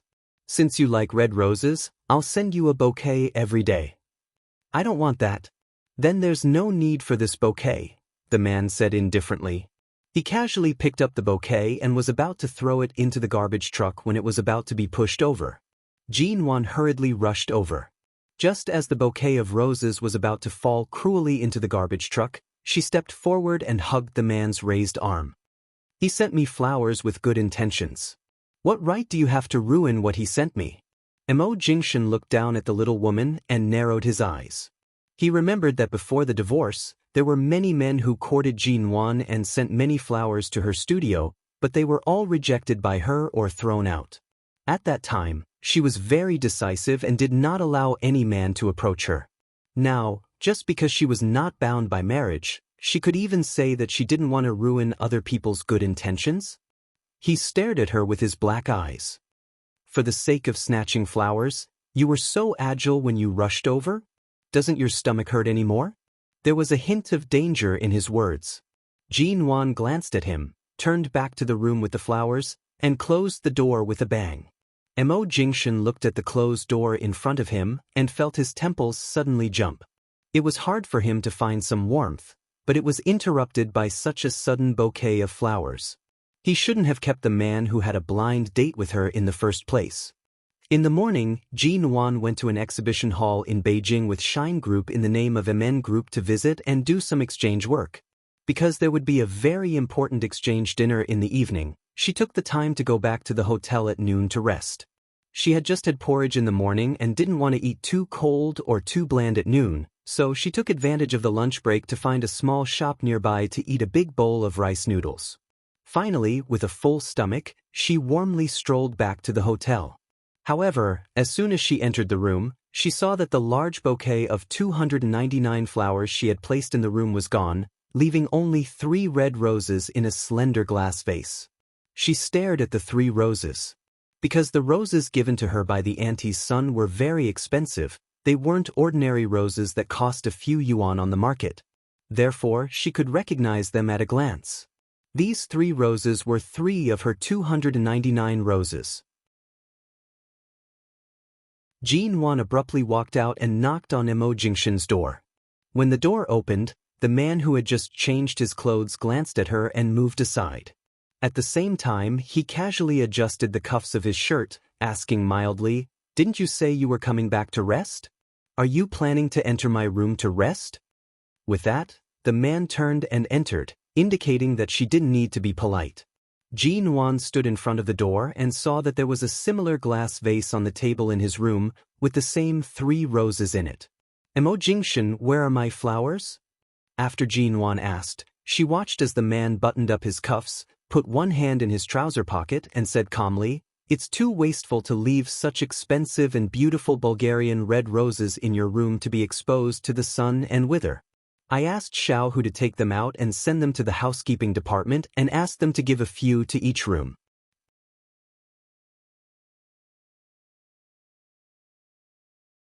Chapter 551. The man chuckled, his eyes indifferent, and his tone calm. "Didn't you say you don't want to ruin other people's good intentions? This Shengtang Hotel happens to have Shine Group's investment. A good resting environment coupled with beautiful roses can add points to the hotel's image. Instead of letting the roses wither, it's better to make the best use of it. What do you think?" You don't have to thank me." "Who would thank him?" Jean Wan glared at him angrily and reached out to him. "If I really stay here with you for half a month, will you be able to enter my room whenever you want? Give me my room card." The man pinched her cheeks and lowered his eyes, looking at her indifferently and indulgently. "Don't be naughty. Didn't you say you came back to rest?" Jean Wan raised her hand to slap his hand away, but the man withdrew his hand right before she could do so. Jean Wan's slap hit nothing but air. Jean Wan, this bastard. It was just a bouquet of roses. She hadn't even seen the card on the bouquet. Now even the roses were gone. There were only 3 left for her. "Give me back the room card first." The man saw that she was obsessed with the room card, and his dark, deep eyes fell on the white, tender hand she raised. "I have thousands of ways to get in. It doesn't matter if the room card is with me or not." Jean Wan didn't expect Mo Jingshan to admit it so directly. He was directly admitting that he brought her to Jing City this time to open the door for him. He even said that it was a rare opportunity for MN Group and that he had to cooperate with her due to the busy work in Jing City. In the past 2 days, apart from sleeping in the hotel, she went out with him to see exhibitions or eat and drink. At night, she was only going to attend a dinner party. How was this work? He clearly dragged her here to take a vacation in the name of a business trip. And he could enter her room just because he said so. Forget it. At most, she could change to another hotel. Shengtang Hotel was a hotel invested by the Shine Group in Jing City. She couldn't afford to offend him, but she could hide from him. Jean Wan was so angry that she didn't speak and turned to leave. However, before she could walk out of the room, the man's faint voice came from behind her. "Don't even think about changing hotels. Many of our itineraries are tied together on this trip to Beijing. You can't stay too far away, or it will only delay the trip. Also, the other hotels nearby are all cooperating with Shine Group. After all, this is the best location in Beijing. Shine Group will definitely not let go of such an investment that is destined to increase in value." Jean Wan's footsteps came to an abrupt halt. She didn't look back but rolled her eyes hard at the carpet in the corridor outside the door. When Mo Jingshan was abstinent and cold, he appeared like a flower on a high mountain, making it hard for people to approach him. However, once this man began to thicken his skin, it really made people sigh. Observe. During the lunch break, Jean Wan returned to her room and stood by the door to study how to lock the door from the inside. In the afternoon, she went to another place in Beijing to attend an exhibition. Because there was a banquet that was said to be very important in the evening, Jean Wan found time to find a custom-made dress shop. She chose a low-key, simple, nude strapless gown. The dress was embroidered with silk flowers and ultra-light ruffles, and a few crystals decorated the chiffon and chiffon base so that it was not too ostentatious but not too elegant. There were also 2 delicate feather bone designs and soft chiffon fabric on the shoulders, which made the entire gown look very elegant. Because it was a strapless style, Jean Wan's beautiful collarbones were enough to match the gown perfectly. Obviously, she only needed a simple necklace, and she didn't need to add any other accessories. From head to toe, she was gorgeous, elegant, mysterious, and exquisite. She completely gathered the temperament and texture that many socialites and rich ladies in the upper class yearned for but couldn't completely merge with. Jean Wan didn't know what to say. She didn't know what to say. When she was helped out of the fitting room by the dress designer, Jean Wan hadn't put on her high heels yet. The designer brought her a pair of nude stilettos that matched the gown very well. As soon as she put them on, she stared at the center of her collarbone in front of the mirror outside. Because of the lack of a necklace, it looked perfect but vaguely missing something. She had never worn the blue diamond with her. Ever since she found out the price of the blue diamond and its status in the global jewelry industry, she had left it at home. Of course, it was impossible for her to bring it with her on this business trip. She was standing in front of the mirror in a daze. Behind her, a tall and handsome man appeared in her mirror and approached her from behind. Through the dressing mirror in front of him, Mo Jingshan looked at Jin Wan in the mirror, at the woman's delicate face with a little makeup, at her standing in front of the mirror in a daze, not knowing what she was thinking, and finally, his eyes fell on the center of her collarbone. The man looked at her calmly. Jin Wan was very beautiful. This was an indisputable fact, but she had never deliberately dressed up in front of him. In the past 3 years, she no longer tried to hide her brilliance as low-key as before. In the past 3 years, she often wore bright red, sexy strappy dresses, stunning everyone, and even turned her originally harmless beauty into a very lethal weapon in the London business world. This time, if it weren't for the fact that she didn't intend to be too presumptuous in Jing City, she wouldn't have dressed so low-key. But even if she was low-key, it couldn't hide her beauty. She could even control any style of gown, any color, any style, and it was enough to amaze people when she wore it. Like all dress customization centers, there was generally a jewelry store near such a store, and the nearest store next door was a well-known luxury jewelry store in France. Under the careful questioning eyes of the staff here, Mo Jingshan acquiesced to them to help Jin Wan choose a suitable necklace. After trying on the dress, Jin Wan was taken inside by the stylist to have her hair styled, but because her dress was very simple, her hairstyle was very elegant, similar to that of Hans. After doing all the styling, she returned to the dressing room and waited. After all, the dressing room of this store was very large, but because she said she would go in to rest, no one dared to go in casually. She was alone.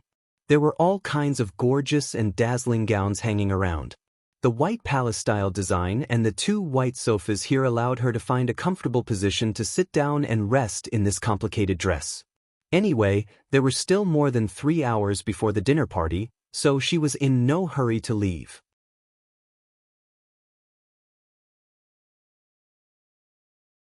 Chapter 552. What are you doing here? Isn't there a VIP lounge outside? Jin Wan said as she smoothed out the hem of her dress. As soon as she finished speaking, she saw the man's legs were approaching her. His dark-colored trousers were neatly ironed, and his black leather shoes stepped down the 3 marble steps behind the door of the dressing room. Seeing her sitting on the sofa motionless, Mo Jingshan looked at the hem of her dress that she had deliberately smoothed out with her hand and asked indifferently, "Is your stomach uncomfortable again?" "No, it's much better today than yesterday." Although Jin Wan said so, her stomach did ache faintly, but it was not as painful as it was on the first day of her period yesterday, and she specially bought a heat pad at the nearby supermarket at noon, so it didn't hurt as much now. She said again, "Isn't it a few hours before we go to the banquet venue? Anyway, the dress has been changed and the hairstyle has been done. I don't want to waste time, so I'll just sit here and rest for a while." Mo Jingshan's eyes swept over her lightly made-up face, and he could see that she was in good condition. "Come here. What are you doing?" The man's eyes fell on her and he did not speak. Jin Wan looked at him speechlessly for a while, got up, and walked over. Although the pair of high heels on her feet matched this dress very well, the soles of the heels were high and thin.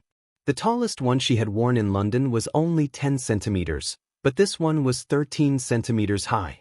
As a result, when Jin Wan walked up to Mo Jingshan, she was even more aware of the height difference between them. She had grown more than 10 centimeters out of thin air, but she was still half a head short of this man. It turned out that she wasn't the same height as him in the past.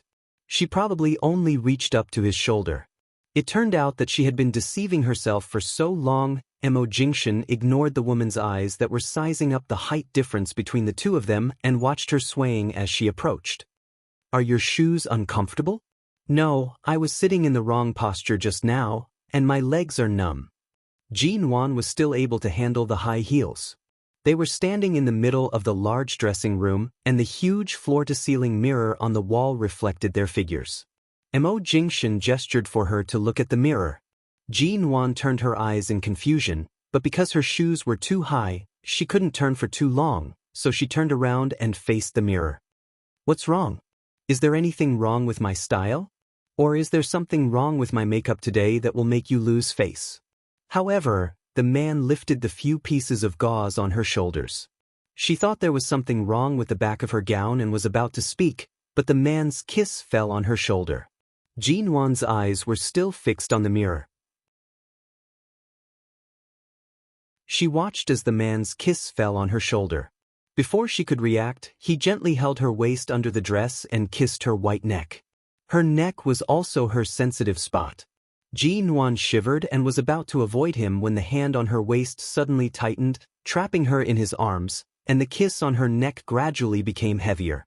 When Jean Wan noticed what the man was doing, she frowned.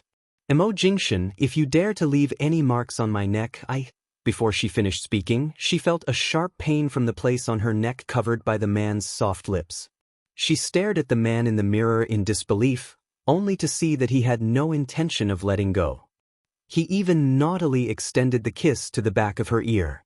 When Jean Wan's eyes were about to spit fire, he curved his lips against her ear, and his low, husky, and indifferent voice fell into her ears. You've left a mark. What should I do? Why don't you leave a few more marks? Jean Wan angrily turned back to slap him, but before she could turn around, the man easily put his arm around her waist and held her in her original position in front of the mirror. At the same time, a necklace appeared in his hand. She recognized at a glance that it was the classic white diamond necklace from VC. Some of the classic white diamond necklaces of VCA's family were not the ordinary thin necklaces on the market, but were shaped like geometric patterns. The white diamond was arranged in a regular pattern on a polygonal star, dazzling but not ostentatious. The width of one side of the necklace was just enough to cover the kiss mark left on her neck by Mo Jingshan. Under this necklace, only heaven, earth, him, and her knew this ambiguous mark, and no one else could see it. Seeing that the mark was covered, Jean Wan choked back the angry rebuke on the tip of her tongue. This black-bellied and shameless man. She didn't know how many times she had scolded him in her heart recently. Shameless, black-bellied, shameless. She scolded him over and over again in her heart every day, but she still couldn't vent her hatred. After helping her put on the necklace, the man's slender and well-defined fingers rubbed the soft flesh under her ear. Jean Wan shivered again, wondering if he would even buy her earrings. The result was as he expected. Mo Jingshan picked up a pair of matching diamond earrings and compared them under her ears. Although this was the first time he had worn something like this on a woman, a man's innate sensitivity and adaptability allowed him to quickly find which earring to wear on which side. After putting them on, the man was obviously very satisfied with his masterpiece. He tugged at the earrings she was wearing and watched the shiny things swaying under her white, soft ears. The man's eyes couldn't help but deepen. Jean Wan pursed her lips and said with a straight face, "Mo, these diamonds are too exaggerated." The man smiled, but his smile was cold. Aren't roses exaggerated?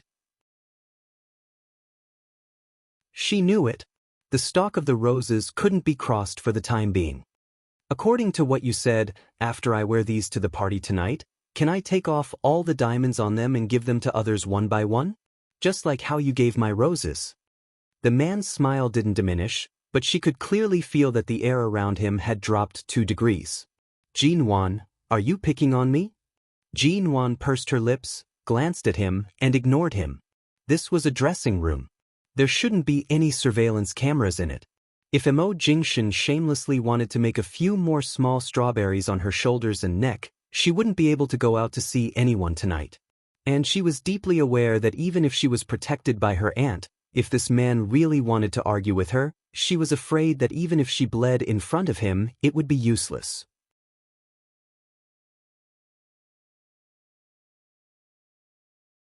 Chapter 553. When Jean Wan appeared in the banquet hall of Jing City that night, she caused quite a stir and astonishment. Of course, she didn't cause a stir, but she was astonished. After all, she had appeared with Mo Jingshan and was even his female companion. Jing City was the so-called Jing Circle in China. Every circle was different, and many people were unfamiliar to them.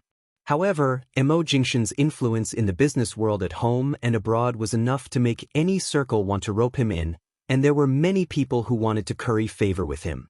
After all, people in the Jing Circle were arrogant. Even if they wanted to curry favor with Mo Jingshan or flatter him, they would put on a polite expression and didn't express their emotions so obviously. However, in this environment where everyone was arrogant, those people couldn't help but come over to toast Mo Jingshan as soon as they saw him, and they couldn't hide their selfishness. They didn't know whether Mo Jingshan was married or not, but they all knew that Mo Jingshan never brought any female companion with him when he went out to socialize.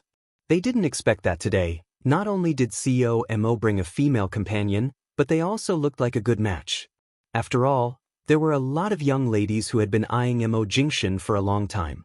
It was said that several young ladies in Jing City had chased him all the way to High City but came back in disgrace before they could even see him. No one could imagine what kind of woman Mo Jingshan would like, let alone that there was such a woman standing by Mo Jingshan's side who looked so compatible with him. Whether in temperament, appearance, or other aspects that people couldn't tell, as soon as the two of them appeared, they stunned and caused a stir. Some people curiously came to inquire about Jin Wan's identity, wondering which family's lucky young lady or a beauty sent to Mo Jingshan by a master. How could she be brought out by CEO Mo? However, Jin Wan took the goblet handed over by the other party and replied with a frank and dignified smile in her eyes. "My surname is Ji, and I'm the head of MN Group. Nice to meet you." The people who came over to ask about her identity were all surprised when they heard the answer. When they remembered this MN Group, which rose in London 3 years ago, and Jin Wan, the famous female entrepreneur on this year's Forbes list, the beauty in front of them and the tall man beside her had gone far away. No wonder she could stand shoulder to shoulder with Mo Jingshan. It turned out that she was not a young lady but CEO G of MN Group who had a foothold in the business world and had become famous in recent years. Jin Wan never cared much about other people's gazes, not to mention these people were strangers she had just met today. As she walked, she took the glasses that were handed to her, maintaining a calm and generous attitude. There was not much champagne in these glasses, and each glass only had 1 or 2 mouthfuls of wine at most. She casually drank a few glasses and followed Mo Jingshan into the restaurant. The reason why she was so cooperative was that, on the one hand, she was the brand of the MN Group. She couldn't be too arrogant, but she also couldn't be looked down upon by these arrogant people in the capital circle. After all, such a banquet gathered the CEOs of many well-known domestic companies, and they could become partners of the MN Group at any time in the future. On the other hand, before arriving at the banquet, Mo Jingshan had reminded her that the circle in Beijing was much more complicated than that in High City. Therefore, it was safest to stay with Mo Jingshan. Although she had been too self-indulgent in front of Mo Jingshan recently, she had to consider the situation. A wise man submits to circumstances. Mo Jingshan was the thickest thigh in the domestic business circle. None of the thighs in the capital circle could compare to him. With such a backer, she had to obediently rely on him when she could. After entering, Mo Jingshan took a look at Jin Wan beside him, only to see that she had been holding his arm obediently and had not let go of him all the way in. He took a piece of cake from a passing waiter's plate. "Why are you so obedient now? This is a banquet in the capital city. The atmosphere is different, and the circle is different. Everyone is a stranger. You're the only one I know. If I had a second choice, I would never follow you." Jin Wan answered honestly with a fake smile on her face. The man was not hurt by her words. He just smiled and handed the cake to her. "Jin Wan, it's not good for you to ask me to eat on such an occasion, is it?" He glanced down at her. Even the most famous lady in High City doesn't dare to eat at a banquet? Jin Wan. She had attended many banquets since she was a child. She had long been used to taking all kinds of delicious food from the banquet to a secluded place to taste this, and that after going through the motions beautifully in the banquet hall. It was not the first or second time that she got drunk in a corner and was carried home by someone. Jean Wan was not a greedy person, but she had attended these banquets with Ji Hongwen since she was a child. She had long been used to it. Others were busy showing off at the banquet, but she just wanted to find something to eat to kill time. Otherwise, looking at those hypocritical faces would only make her tired and bored. Jean Wan pursed her lips and didn't speak. Before coming to the banquet, Mo Jingshan knew she would be hungry at night, so he asked Xiao Hu to get out of the car to buy some food for her, but Jean Wan had been sitting in the car without eating, so the dessert was left in the car. She didn't want the car to be filled with the smell of dessert, so she didn't eat it. But now she was really hungry, especially when she was on her period. She felt that she had become a lot more sensitive. She felt cold, tired, or hungry, and she felt weak. She took the cake, found a place to rest in the sofa in the corner, and sat down to eat. The people around them also sat down, but most of them were chatting about work cooperation while drinking casually. After all, Jean Wan was brought here by Mo Jingshan. Even though she was stunningly beautiful, even though she was the head of MN Group, she sat there eating. Although she was not as indifferent as Mo Jingshan, she basically didn't look at those men with big bellies who came near, and these men didn't dare to talk to her because Mo Jingshan was standing nearby.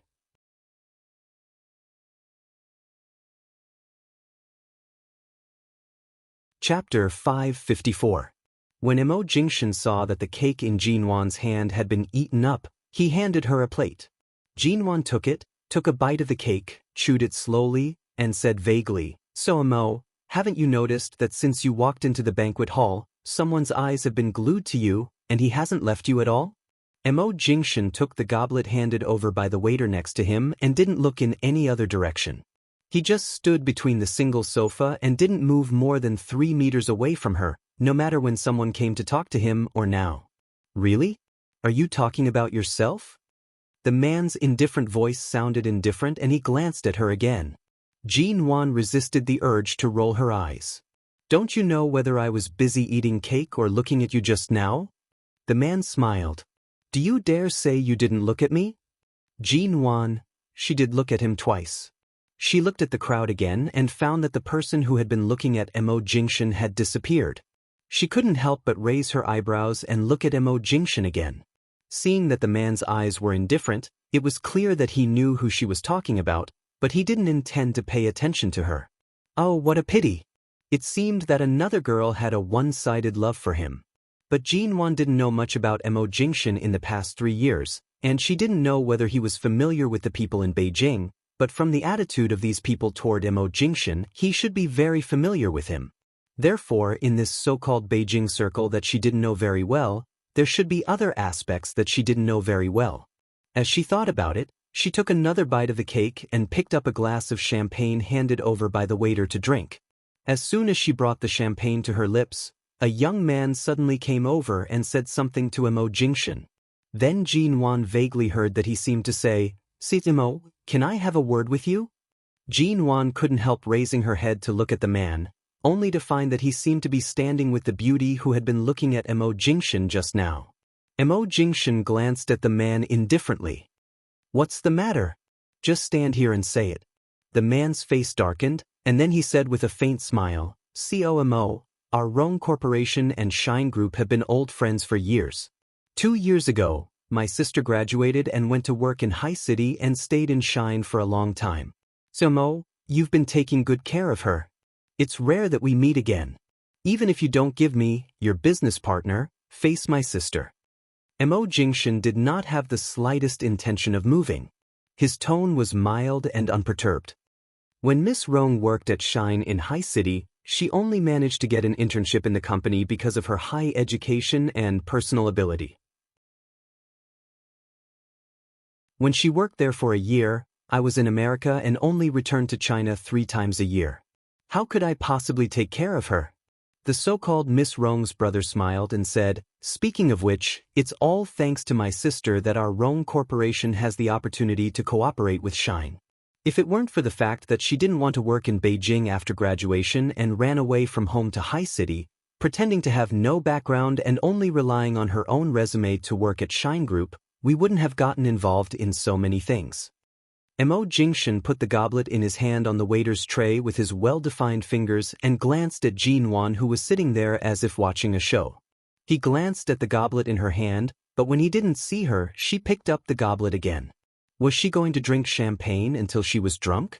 However, when the man's cold eyes fell on Jin Wan's face, his eyes became gentle and indifferent, but he said indifferently to the people around him, "It's just a business relationship between the two sides. It has nothing to do with anyone. Surong, don't think too much." Just then, a woman in a white evening dress suddenly came out of the crowd. She looked about 23 or 24 years old, about the same age as Jin Wan. She seemed to have waited for a long time, but Mo Jingshan didn't come over, so she plucked up the courage to come over. Her eyes were glued to him, and her eyes were full of surprise and unconcealable love for seeing him again. The people in the banquet hall began to whisper. Most of them lived in Beijing, and the story of Rong Yan, the second daughter of the famous Rong family in Beijing, had almost spread in the circle. It was said that the second daughter of the Rong family returned to China after graduating from Boston. She had been a good girl in the Rong family since she was a child, but after graduation, she went to Los Angeles for an internship for several months.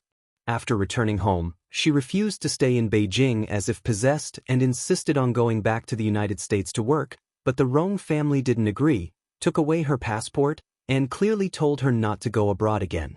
The second daughter of the Rong family had always been good-tempered, but this time, she ran away from home in a fit of anger and went straight to High City. She hid her noble identity as the second daughter of the Rong family in Beijing and went to work in Shine Group in High City as a student who had just graduated from abroad. Because she had the qualifications of an internship in Shine Group in the United States for several months, she applied very smoothly and went straight to work. It was said that she was only an intern at first, but she worked hard in High City and refused to go back to Beijing no matter what. No one knew what she was waiting for, but it was said that when Mo Jingshan returned to High City from the United States several times during that year, Miss Rong followed him closely as an intern assistant. She did all kinds of things very well, serving tea and pouring water. She worked very hard, so she worked at Shine Group in High City for more than a year. It wasn't difficult to guess that the second daughter of the Rong family stayed in High City and preferred to hide her identity as an intern employee because of Mo Jingshan.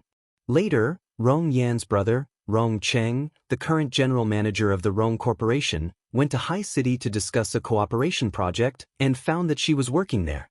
When Rong Cheng went there, it happened to be the time when Mo Jingshan returned to China, and they forcibly took Rong Yan back to Beijing in front of Mo Jingshan. After Rong Yan was taken back to Beijing, she made a scene for a long time. It was said that she went on a hunger strike and cried, trying to go to Los Angeles or High City, but the Rong family wouldn't allow her, a young lady in the social circle of Beijing, to indulge herself in pursuing a man. Even if the man she pursued was Mo Jingshan, they wouldn't allow her to wait for a man in such a humble way. Just like that, more than a year passed. Mo Jingshan finally returned to the country. Mo Jingshan finally came to Jing City.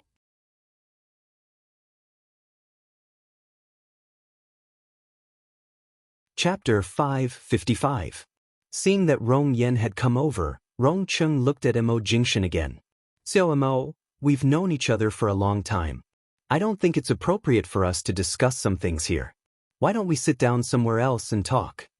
After all, Rong Cheng was the general manager of the Rong Corporation. He was about the same age as Mo Jingshan. He smiled carelessly, but it was not hard to see that he was also a man of means. At least on the surface, he appeared to be very kind, but in his bones, he was obviously arrogant as a member of the Rong family. It seemed that the Rong family had been so humble, but Mo Jingshan didn't even intend to give them face, which made him very unhappy. Rong Yan stood there, looking in Mo Jingshan's direction. She wanted to approach him but seemed a little uneasy, but it was clear that she only had eyes for him. As long as Mo Jingshan could give her a little smile or response, she would be more duty-bound. Noticing that Rong Yan's eyes were glued to him, Mo Jingshan glanced at her. As soon as she met his eyes, the smile on Rong Yan's face became wider, and her eyes were full of admiration, affection, love, and excitement. Seeing that his good-tempered sister seemed to be possessed by Mo Jingshan, Rong Cheng felt a headache coming on, and his tone became much stiffer. So Mo, it was just two simple words, but they were full of the attitude of a superior in the capital circle, but they clearly contained a hint of compromise. He hoped that Mo Jingshan would take the initiative to give him face, so that they wouldn't be embarrassed later. After all, his sister was watching and he couldn't just leave her hanging like this. Mo Jingshan's indifferent eyes swept over Rong Yen. His eyes were clear and his voice was cold. CEO Rong, if you want to talk about the cooperation between our two companies, you can do it here. But if you want to talk about other irrelevant things, forgive me for not being able to accompany you. My female companion is still here. How can I leave her behind? Mo Jingshan's voice was neither soft nor indifferent, but it successfully reminded everyone in the banquet hall of who had just appeared here with Mo Jingshan. So Mo had never seen any woman by his side, but today, he appeared with MN Group COG.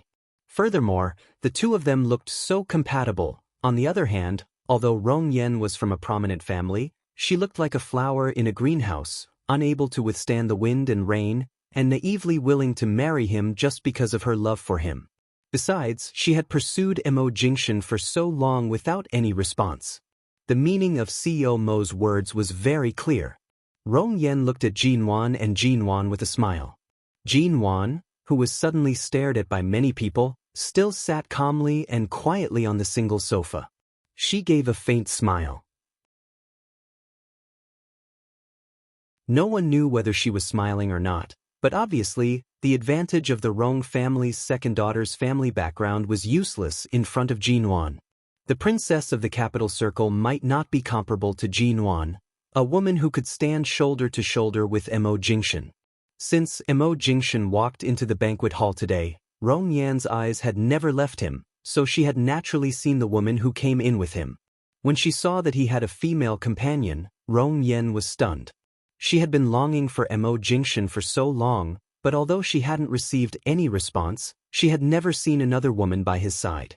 Unexpectedly, on this long-awaited reunion, she saw Mo Jingshan walked all the way into the banquet hall with that woman and saw the two of them whispering from time to time.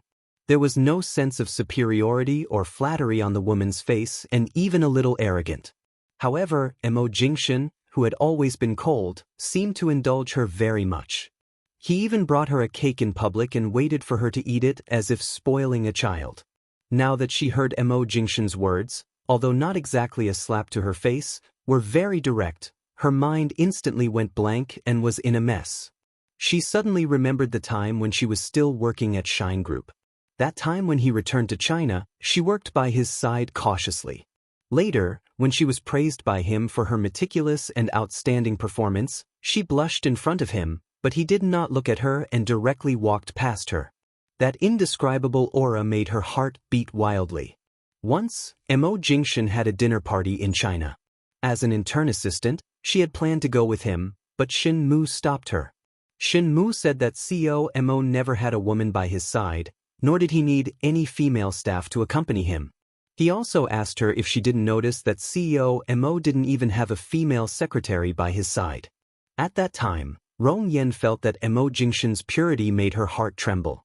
She thought that he was a good man and couldn't control her heart, so she wanted to follow him.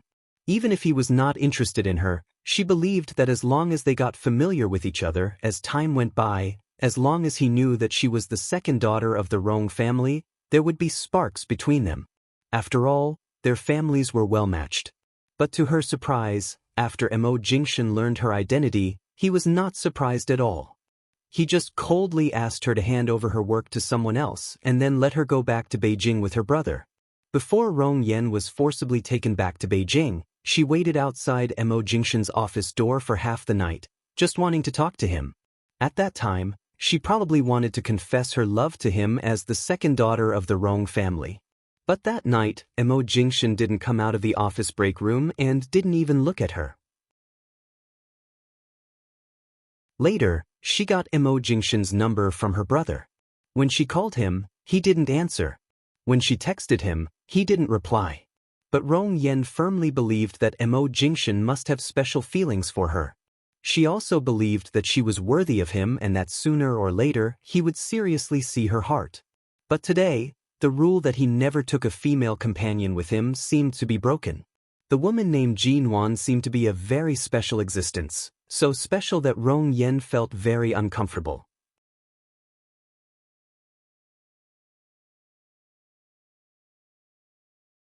Chapter 556. Hearing her voice, the man looked at her. His eyes were calm and unchanged. Rong Yen looked at him with a very stubborn expression. I wanted to invite Mr. Mo to the Rong family after the banquet. After all, in addition to my brother's warm invitation, my parents also want to meet you. But I didn't expect that Mr. Mo would bring a female companion today. I didn't think it through. Please forgive me, Miss Ji. As she said this, Rong Yen looked directly at Jinwan and smiled at her, behaving like a lady from a wealthy family. Mo Jingshan glanced at her and said flatly, "You don't have to apologize to her. Even if I don't have a female companion tonight, I have no reason to go to the Rong family. The relationship between our companies can't be so deep. I'll do what I should do, but Miss Rong, you'd better restrain yourself as soon as possible, lest I hurt your self-esteem by being too straightforward and direct." Rong Yen widened her eyes. It seemed that she had always known that Mo Jingshan was a cold and unreasonable person, but this man had always been cold and seductive, making people want to get close to him. She had long been accustomed to and accepted his indifference, but she didn't expect to see his colder side. Her eyes turned red and she said, "It's just a dinner. Besides, the Rong Corporation has been cooperating with the Shine Group for more than a year. Do you think it's so unnecessary for us to have a private relationship?" Mo Jingshan said, "Yes, it's unnecessary." It was only a short 6 words, but he said it casually, but it was a matter of course. The expression on Rong Yan's face was almost frozen. Jinwan was also stunned. She had heard that there were countless women who wanted to climb into Mo Jingshan's bed, but it was the first time that she had seen Mo Jingshan directly and straightforwardly refuse a woman's love on such an occasion. Mo Jingshan's refusal was straightforward, with a unique coldness that belonged to Mo Jingshan, as if he was such a person in front of others. No one's emotions and feelings could move him, and no one could easily break into his world. She was the only one left. When Jinwan picked up another glass of champagne, her fingers unconsciously clenched the glass, but her eyes remained unchanged, as if everything in front of her had nothing to do with her, whether it was the eyes and whispers of the people in the banquet hall, or the narrowed eyes of Rong Yan's brother. Rong Yen clenched the hem of her dress tighter, and her eyes became redder. She didn't expect that after waiting for more than a year and finally being able to approach Mo Jingshan when he came to Beijing, she would get such a cruel rejection. He didn't even treat her differently because she was the second daughter of the Rong family. What was more, when she was still an employee of Shine Group, he praised her work efficiency generously, but after learning her identity and seeing through her purpose, he became as cold as the thin snow on the top of a mountain, and she couldn't even reach his edge. How could there be such a good man in this world? How could there be such an indifferent man? How could she be so infatuated with him? At this time, a boss in the capital circle came to talk to Mo Jingshan, and for a moment, the Rong siblings were almost ignored. Rong Chung was obviously in a bad mood, but he couldn't lose his temper on such an occasion. He turned to look at Rong Yen, only to see that Rong Yen pursed her lips and said nothing with red eyes, so he angrily turned to take her hand. "Let's go." Rong Yen still stood where she was, looking in Mo Jingshan's direction, full of unwillingness and uncertainty. She couldn't believe that the man she had been in love with for so long could be so indifferent to her. Rong Cheng said with an ugly face, "Don't you see that she doesn't even care about you? Why are you still standing here and looking at her?" At this time, Rong Yen suddenly turned to look at Jinwan, who had been sitting on the sofa from beginning to end, drinking champagne or eating desserts, as if she had never been involved with Mo Jingshan, but it was clear that she was the biggest obstacle between her and Mo Jingshan. If you really want to find a chance to talk to Mo Jingshan, he will stay in Jing City for a long time. It's not impossible to wait for a while. If you continue to stare at him like this, you'll bring shame to the Rong family. If this matter is spread to the family, I'm afraid that even I won't be able to bring you out, Rong Qing warned her in a low voice. Hearing this, Rong Yen, who had been standing there stiffly, moved aside slightly. Then she was held by Rong Cheng's hand and staggered out of the crowd. Jinwan seemed to have been watching all this coldly, but even if Emo Jingshan's eyes did not fall on her, he noticed that in this short period of time, Jinwan had drunk the 4th glass of champagne. Now in front of him, she really dared to drink it. While Emo Jingshan was talking with others, Jinwan got up and went to the bathroom. This dinner party was held in a high-end hotel in Beijing. It seemed that all the floors had been booked by the organizer. When Jinwan entered the bathroom, she didn't notice that there was someone in it. Later, when she heard the sound next door, she didn't take it seriously and pushed the door open to go to the bathroom. Just now, she had been sitting, so her stomach didn't hurt so much, but now that she stood up and walked a few steps, she felt the pain in her lower abdomen began again. She decided to stay in the bathroom for a while, waiting for the pain to subside before going out. Suddenly, she heard someone coming out from next door, followed by the sound of high heels and the sound of Rong Yen talking to someone on the phone. I didn't sneak out. My brother has a dinner party to attend today and said he would take me out to relax. Dad, I know. I know the reputation of the Rong family is more important than anything else, but I really like him. Even if I can't go to the United States or Haicheng again, at least let me see him when he comes to Beijing. I've always listened to my family since I was a child, but when it comes to love, if I hadn't met him, I might have listened to my family's arrangements, but now that I've met him, I'll never meet a man who can move my heart more than him in my life. In fact, you also admire Emo Jingshan, don't you? It's just because I'm the one who takes the initiative that you don't agree, but I just don't want to let go. Even if, maybe there is a white moon in his heart, it should be a long time ago. He hasn't had a woman by his side in the past few years. I believe that sincerity can move mountains. One day I will definitely be able to move him. Jinwan, who was sitting on the toilet in the bathroom, the white moon in Rong Yan's words, rubbed her belly speechlessly.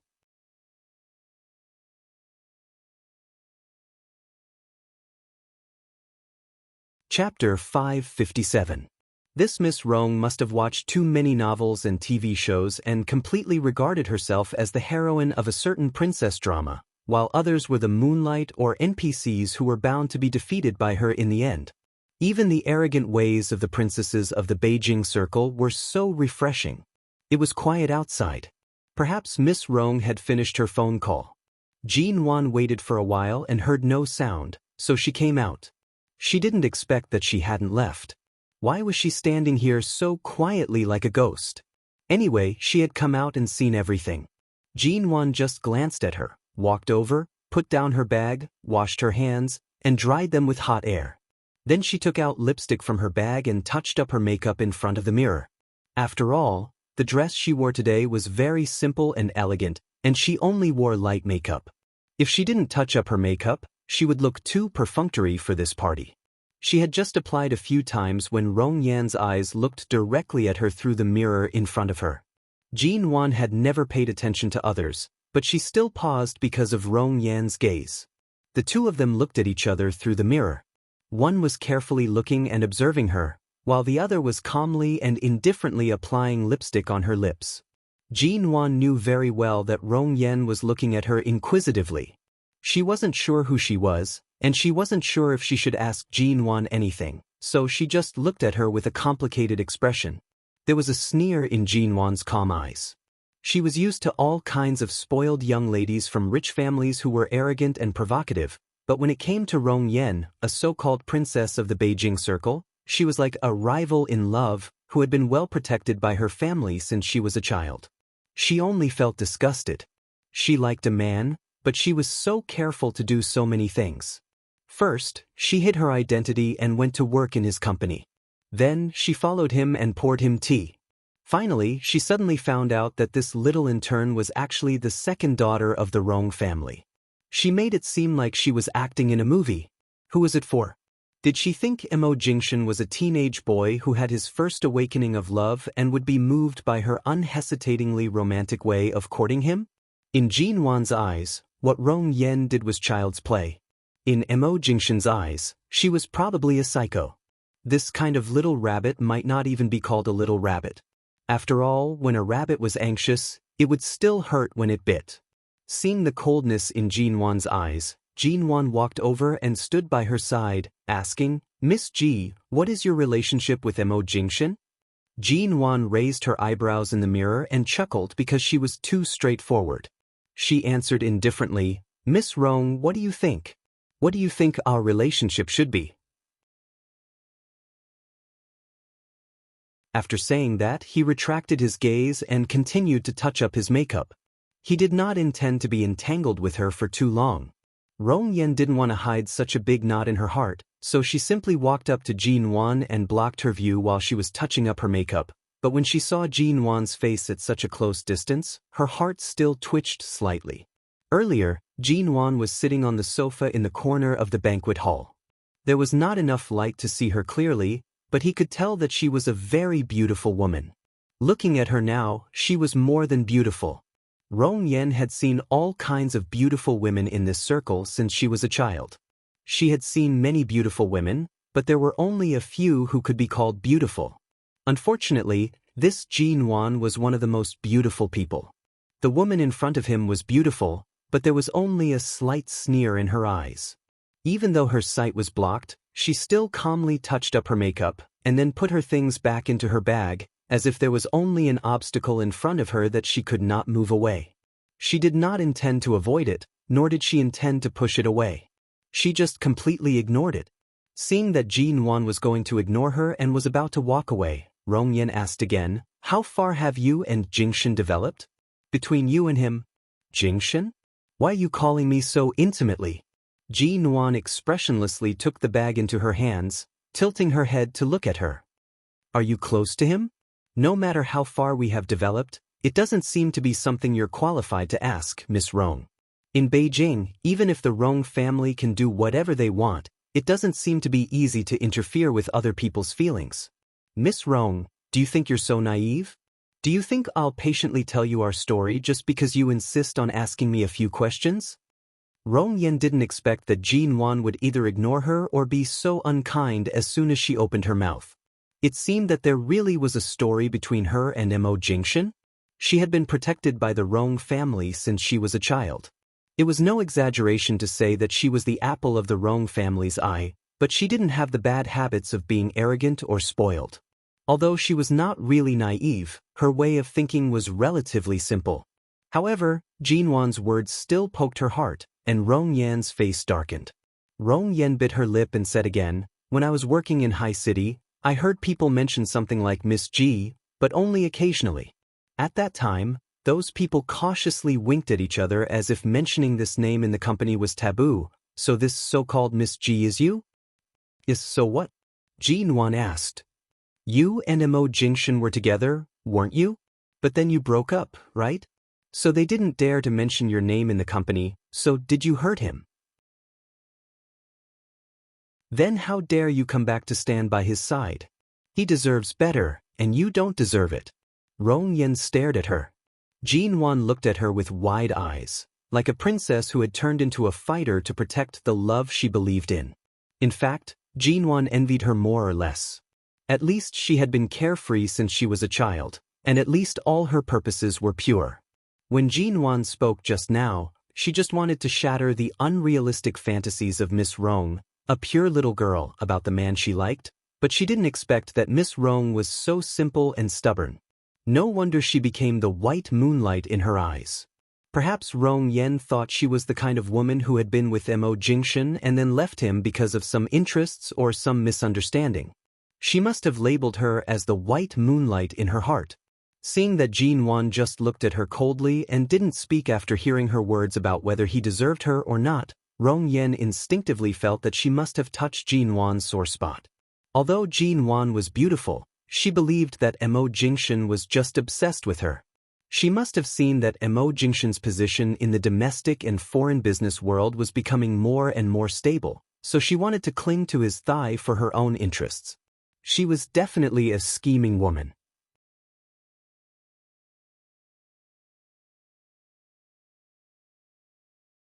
Chapter 558. Of course, Jinwon didn't know that Rong Yen was imagining a Mary Sue drama, and she was the villain, a coquettish bitch. But Jinwon could see some emotions in her eyes. Jinwon raised her red lips and smiled lazily. Miss Rong, you're probably a flower in a greenhouse. It's fine if you think things are simple, but it's wrong of you to blame me with your stupid idea. You forced yourself to put the plot you've made up on me. I haven't said anything yet, but you're the one who's excited. How should I describe your expression now? Rong Yen blushed at her words. If you hadn't separated from Jingshan for some reason, how could he have let the woman he liked leave him? Since you've separated, it proves that his feelings for you are just that. If he really likes you, why haven't you appeared by his side in the past few years? Why hasn't he mentioned your name? In the past 3 years. All of this. No matter how she quarreled or entangled with him, it didn't seem to make sense to tell an outsider. Besides, in the past 3 years, she really hadn't been by Mo Jingshan's side. On the contrary, in order to wait for him, Miss Rong returned to High City from Los Angeles. She would rather see him only a few times a year and still firmly waited for him in the company in High City. She stood by his side, appeared behind him, and even received praise or a smile from him because of her excellent performance at work. For a few seconds, Jinwon's heart was filled with mixed emotions. Earlier, when she was outside listening to the people whispering about Miss Rong, she did not have any other thoughts. However, right now, her heart was filled with displeasure. But the smile on her face didn't fade, and the curve of her red lips deepened. She said lightly, "It doesn't matter whether he mentioned my name or not. What matters is that Miss Rong, you chased him from Los Angeles to High City, hid your identity, and followed him intimately, but in the end, you were still rejected. You don't even know the slightest bit about the situation between him and me, yet you dare to make an evaluation. I also admire your courage. He asked your brother to directly bring you back to Jing City. Can't you see that he's obviously keeping a distance? Do you want him to reject you a few more times, or not give you any face in public like he did just now? When you get tired of hanging around in front of him, maybe you will know how hurtful he can be when he hates someone. At that time, I'm afraid you won't even be able to find your voice when you cry." In fact, Jinwon felt a little upset when she said this, although she didn't want to admit it. Mo Jingshan didn't hate Rong Yen.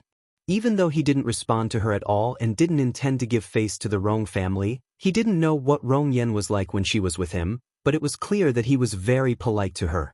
The more Rong Yen listened, the angrier she became. "I'm just chasing him.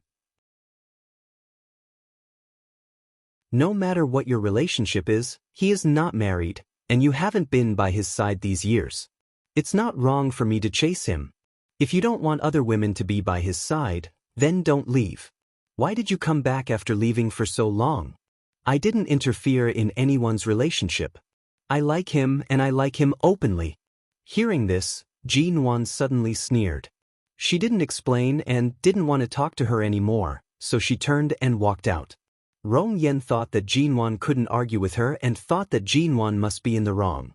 When she thought that Jinwon would go to Mo Jingshan after leaving, she hurriedly walked over and reached out to grab Jinwon's hand.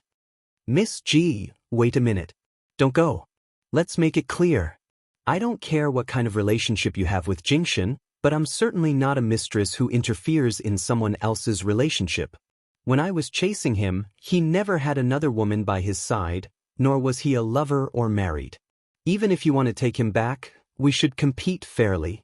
She wanted to continue, but Jinwon impatiently shook her hand off, but Rong Yen refused to let go. Jinwon turned back to her and said coldly, "Let go." Rong Yen stared at her. "Then tell me, what kind of relationship do you have with him? What kind of past do you have? Girlfriend or first love? Or bed partner?" Jinwon couldn't hold back the sneer on her face. She mercilessly shook her off, but Rong Yan's hand held her tightly. The two of them were entangled in front of the bathroom door. There were water stains and cleaning fluid left by the cleaning staff here. Although it was okay to walk normally, both women were wearing dresses and high heels. After a tug and pull, Rong Yen was suddenly thrown back by Jinwon and fell to the ground. At the same time, Rong Yen was still holding Jinwon hard at the moment of falling. She couldn't hold her hand, so she grabbed her skirt. Jin Wan's skirt was torn by her and she stumbled down, and the two of them fell to the ground almost at the same time. However, Rong Yen fell to the ground, but Jin Wan was dragged to the corner of the bathroom door, and there was a sharp pain on her back. She stood up, rubbed her waist with one hand, and picked up her bag with the other. She was about to leave, but Rong Yen stubbornly grabbed her skirt again. Jin Wan was annoyed by this pestering Beijing Circle princess and completely lost her patience. She shouted at her, "Are you done?"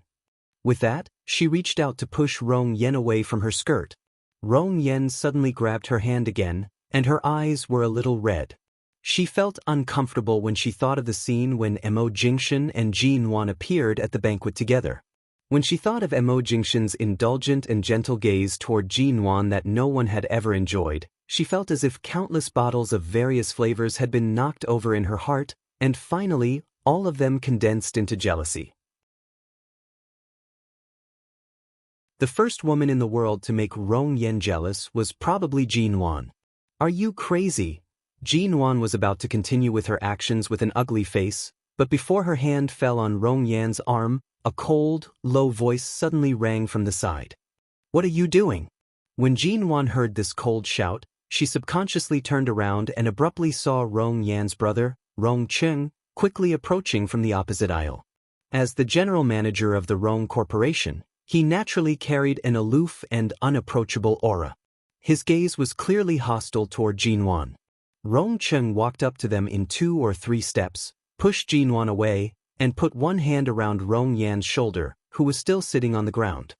"Yanyan, are you all right?"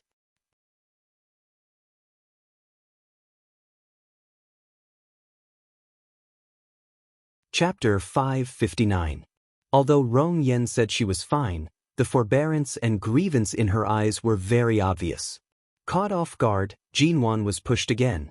Thankfully, she steadied herself in advance and only took a step back to lean against the wall. She did not fall down again. She abruptly raised her eyes to look at Rong Cheng, who was about to help his sister up. "Is this all the general manager of the Rong Corporation can do? You fell together. Even if she is your sister and you are anxious to help her up, you don't have to come over and push me." Rong Cheng was still checking Rong Yan's feet, who was still sitting on the ground. Hearing Jin Wan's words, he pursed his lips into a cold line and glared at her coldly. "Suji, my sister's leg was fractured when she fell down the stairs a few years ago. I don't expect you to consciously leave Mo Jingshan, but now you actually let her fall to the ground. Do you really think you can have a foothold in Beijing just because you have MN Group under your name? If anything happens to my sister's leg because of this fall, I'll make you and your company completely disappear from the country." The Rong family's status in Beijing was indeed not simple. They had the backing of various leaders and people in the Beijing Circle. Their relationships were complicated. It was indeed very easy to bring down a group that was registered in the UK and had just moved back to China. Jin Wan steadied herself against the wall and coldly watched the affectionate pair of brother and sister. It turned out that Rong Yan's injury could be blamed on her. At the same time, meeting Rong Cheng's cold and angry gaze, Jin Wan immediately gave a faint smile. "I say, Xiao Rong, did you see the whole process of me and her falling from dozens of meters away, or did you install a pinhole camera in this bathroom? Do you know how the two of us fell? You two are indeed biological siblings. You are so arbitrary and self-centered. Everything is based on your own assumptions and guesses. Whether her leg was fractured or not has nothing to do with me. Even if she has a fracture now, it has nothing to do with me. If you can't figure out the situation, you can find the surveillance video outside the bathroom and check it. Fortunately, we fell here. If it was in a bathroom without a surveillance camera, I'm afraid I wouldn't be able to explain myself even if I opened my mouth 10 times. They even made the MN Group disappear without a trace. The Rong family was really arrogant." Rong Cheng's face darkened. "If you didn't push her, why would she fall here? She can't have any more accidents with her legs. She knows better than anyone else. If it weren't for you, would she have fallen to the ground? Did you sprain your ankle again?" Jin Wan was amused and did not bother to explain. She raised her hand to point at the camera. "I won't repeat my good words. If you have anything to say, wait until we've seen the surveillance footage." Rong Qing sneered. There's no need to take so much trouble to check the surveillance footage. Who would check the surveillance footage outside the women's bathroom for no reason? I was wondering why she didn't come out after entering the bathroom for so long. It seems that she was pestered by you. Jin Wan, damn it, he was really good at distorting right and wrong. Jin Wan was originally very calm. She was just the second daughter of the Rong family who loved Mo Jingshan deeply. She was already used to this kind of thing. If she wanted to deal with such a boring existence, she had thousands of ways, but it depended on whether she wanted to do it or not. But what was this? Deliberately framing her? Or did this pair of brother and sister want to vent their anger on her because they were ignored by Mo Jingshan just now? Damn it, Mo Jingshan was such a jinx. Jin Wan coldly looked at Rong Yan's face, who was focused on her injury because of her sprained leg and ankle. Miss Rong, are you mute? Your brother is biting people like a mad dog. Don't you know how to refute? Just now, you kept saying that you were upright. Don't tell me you want to take advantage of the situation and pour dirty water on me? If so, you will lose the right to stand shoulder to shoulder with me. Was I the one who pushed you, Miss Rong? Rong Yan's expression froze. She turned to look at Jin Wan, who was angry but still had a calm and cold smile in her eyes. She then glanced at Rong Qing, who had an ugly expression, and said softly, "Brother." Rong Qing furrowed his brows. Yen, don't be afraid of her. Brother is here. Jin Wan, damn, how could the scene of brother-sister love be so cruel? Jin Wan suddenly thought of Xiao Lui, but when she thought of the scene where Xiao Lui locked her up in the villa halfway up the mountain, she immediately shivered in disgust. Why was she thinking of that grandson Xiao Lui? Jin Wan sneered. The second daughter of the Rong family is afraid of me? Su Rong, do you not understand your sister's stubborn temper, or have you been brainwashed by her obedient image since she was young? Even if I really pushed her, so what? The Rong family is rich and powerful, and my MN group has no one to rely on. Do you think I'm an ant that you can crush at any time? It's just a fall. Is there a need to be so unreasonable? You haven't even broken your skin, but you're already shouting at someone else's company with great fanfare. Is this how the Rong family rises? Rong Cheng's expression was livid. At this time, several staff members of the banquet hotel and cleaning staff passed by. They did not dare to approach, but Jin Wan still heard their discussion. Aren't they the Rong family's brother and sister? What happened? Was the second daughter of the Rong family pushed by someone? Did you hear the big shots conversation in the banquet hall earlier? This second daughter of the Rong family seems to have an affair with that COMO from High City. Are you serious? Are you talking about that COMO? They seem to be a good match. The second daughter of the Rong family has a good reputation among all the young ladies in Jing City. She has a good personality, a high education background, and is knowledgeable. Every time she attends various banquets with the Rong family, she is always polite and courteous. When I worked in another hotel, I also hosted such banquets and met the second daughter of the Rong family. I quite like her. She doesn't have the arrogant and extravagant temperament of the eldest daughter at all. Who is the person standing there? Is this the woman who pushed the second daughter of the Rong family? What's going on? The two women are confronting each other, and Xiao Rong is standing up for his sister? If you push someone, you should apologize. Why are you still standing there? You actually have the guts to go against the Rong family.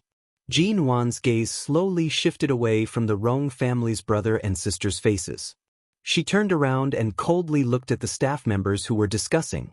The moment they met Jin Wan's gaze, they finally saw her face clearly. They did not expect that it was a beauty who was not inferior to the second daughter of the Rong family. From the way she was dressed, she did not appear to be a simple character.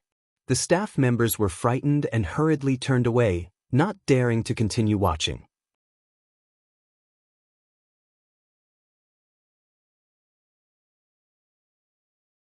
Chapter 560. Apologize? In fact, Jin Wan's temper could be considered good now. If it were in the past, she would have raised her bag and smashed it on the head of the brother and sister. Apologize? She didn't need to apologize. However, the staff who left seemed to be biased towards Miss Rong. After they left, they informed the security guards. In less than 2 minutes, several security guards came over. When they saw Rong Cheng helping Rong Yen up, they were all from Jing City and naturally recognized Rong Cheng. They bowed to him and said, "Mr. Rong, I heard that something happened here." "What happened?" Rong Cheng's face darkened. "Nothing. It's just that this Xiao pushed my sister down inexplicably. I was going to argue with her, but she seemed to be very dissatisfied." Hearing this, the security guards subconsciously surrounded Jin Wan as if they were afraid that she would run away. Although they didn't do anything, they all stood behind her. Jin Wan was tightly surrounded by these people. Her eyes turned cold. The Rong family was really despicable. Were they going to be unreasonable just because they were in their own territory? All of a sudden, a gap appeared in the encirclement formed by the Rong siblings and the security guards, and a tall, black figure appeared. Mo Jingshan's expression was cold as he pushed them aside and walked toward her. He approached Jin Wan and saw that her complexion was not very good. Even though she had specially touched up her makeup, because he knew her too well, he could easily see a trace of exhaustion and the discomfort of her period in her cold eyes from the discomfort in her period. "What's the matter?" The man's voice fell on her head, but he was obviously questioning the people behind him. They didn't expect that CEO Mo would come. Even if Mo Jingshan was not from Jing City, everyone knew his name. In a place like Jing Circle, everyone wanted to flatter Mo. The security guards hesitated and felt that they couldn't offend either side, so they simply didn't dare to get involved. They stepped back a little and no one dared to speak. When Rong Yen saw Mo Jingshan suddenly appear, her face also changed, but Rong Cheng coldly narrowed his eyes, obviously unhappy. Jin Wan stood by the wall and did not speak, but Mo Jingshan's hand directly held her waist. His low and deep voice was patient and gentle. "Do I have to send someone to follow you every time you go to the bathroom? I think we should transfer Feng Ling back from Nan Heng's side. I can only be at ease if she's always by your side."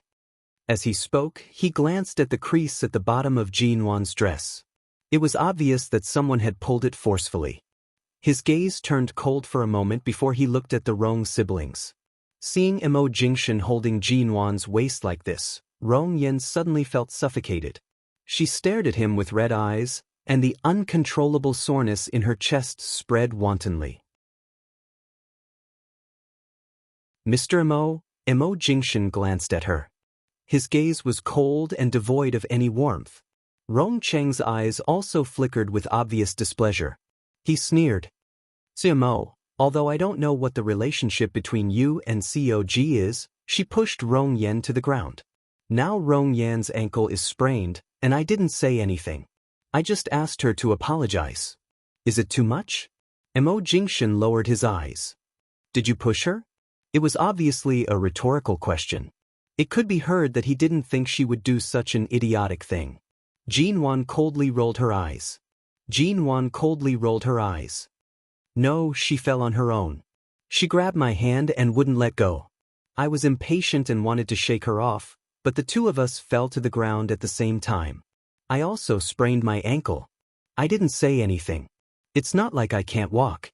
I don't know why Miss Rong is sitting on the ground without moving." Mo Jingshan's gaze fell on Rong Cheng's face as soon as she finished speaking. He didn't look at Rong Yen again. Obviously, it was Rong Cheng who deliberately ignored the facts and provoked Jin Wan. "Xiao Rong, did you hear that?" Rong Cheng immediately laughed in anger. "Xiao Mo, it seems that this COG really has a special relationship with you. Have you ever seen anyone who has done something bad admit it?" Just now in the banquet hall, she kept looking at Rong Yen. After Rong Yen went to the bathroom, she also came to the bathroom. When I came, I saw Rong Yen sitting on the ground with red eyes, but Xiao looked cold and arrogant like a peacock. I really don't believe that she didn't push her.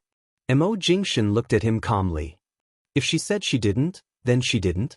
If I guessed right, she must have asked you to check the surveillance cameras here, but you refused, right?" Rong Cheng narrowed his eyes quietly. He didn't expect that he knew Jin Wan so well. Seeing his expression, Mo Jingshan coldly smiled. "Xiao Rong, if you really want an explanation, you can ask Miss Rong what happened, or you can check the surveillance cameras. These two clear choices are placed in front of you, but you ignored them. Obviously, your purpose is not to find the truth, nor is it to seek justice. You just want to tell her that the Rong family doesn't need to reason with the people they want to target, and you don't need to show any mercy. As long as you don't like her, you can drive her into a corner at any time. Mo Jingshan's voice was indifferent and seemed to be emotionless, but it was so low and cold that it made people's hearts tremble. Rong Cheng's eyes darkened. Rong Yen looked at Mo Jingshan's arm, which had never left Jinwan's waist, closed her eyes, raised her hand, and carefully tugged at Rong Cheng's cuff, whispering, "Brother, it wasn't Miss Ji who pushed me. I fell myself." Mo Jingshan was expressionless. "Did you hear that?" Before he finished speaking, he had moved his eyes away from their faces and looked at Jinwan. "Didn't you say you also sprained your ankle? Which ankle? Is it serious?" Jinwan didn't look at him and just casually adjusted the hem of her dress. "It's all right. It's just a sprain. It won't affect my walking." Before she could finish her sentence, her entire body was suddenly lifted up in a horizontal hug. Jinwan's voice was suddenly choked in her throat because of his movement. Mo Jingshan's long legs had already moved, and he didn't continue to talk nonsense with anyone here. He carried her into the elevator in the corridor ahead. This hotel had been booked by the organizer, and all the rooms upstairs could be used to rest at any time. The door of the retro luxury elevator opened and closed.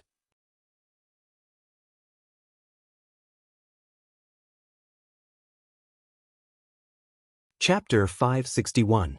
Jinwan was taken into the room upstairs of the banquet hotel. She lay in the man's arms and felt that Mo Jingshan had been holding her more and more often recently. He didn't do it so often before his divorce. And he didn't do it so openly. Seeing that they had entered the room, she moved in his arms. The man glanced at her.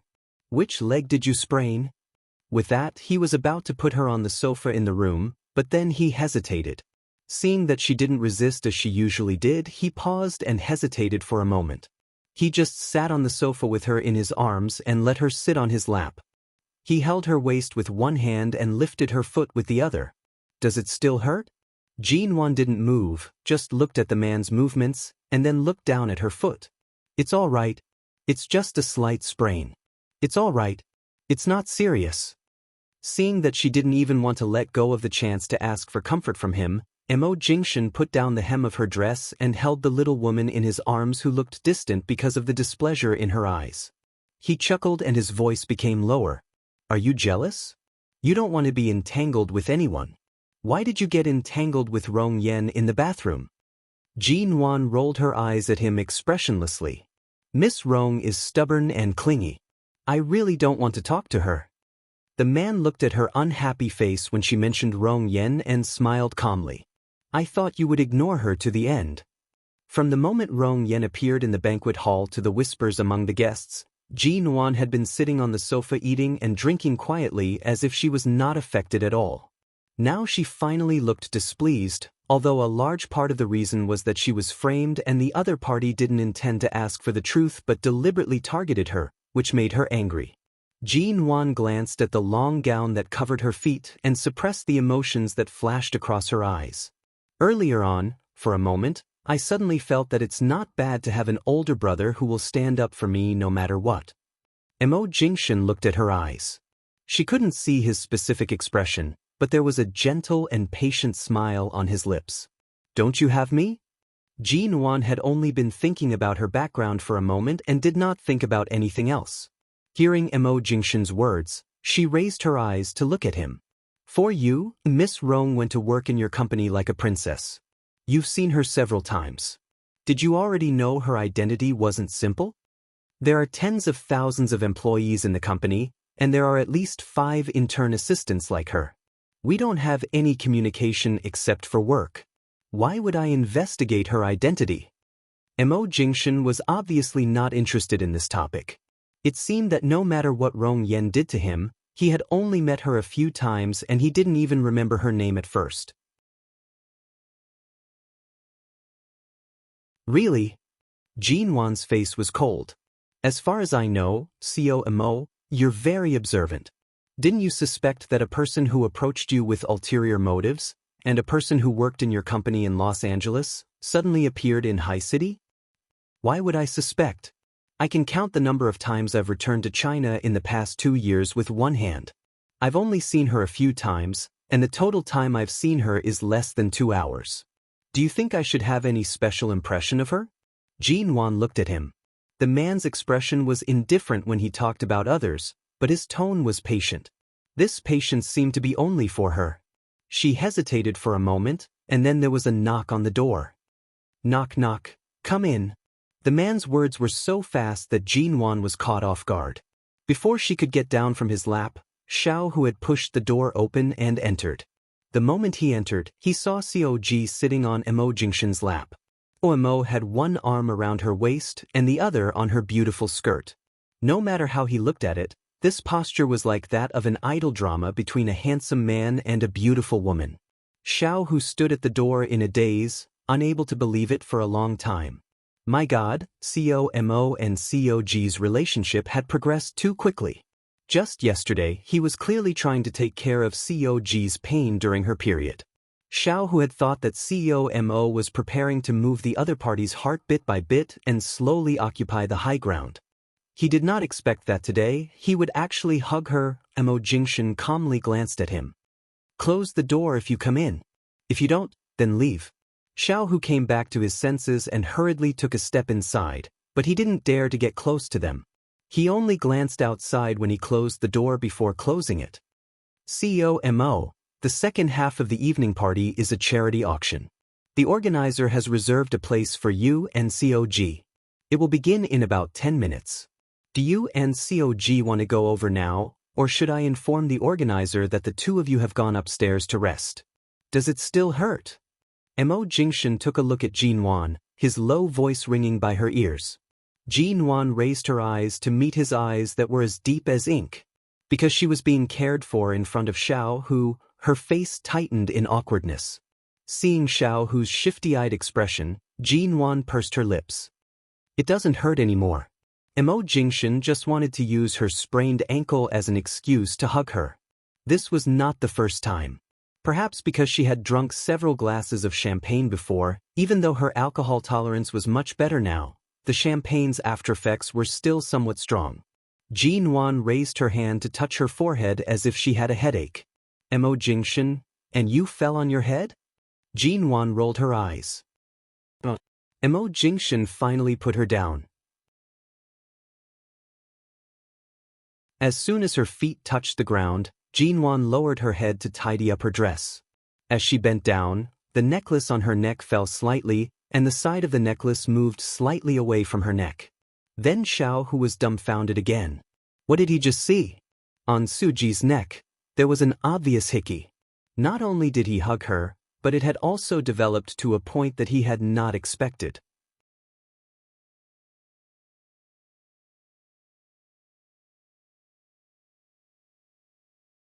Chapter 562.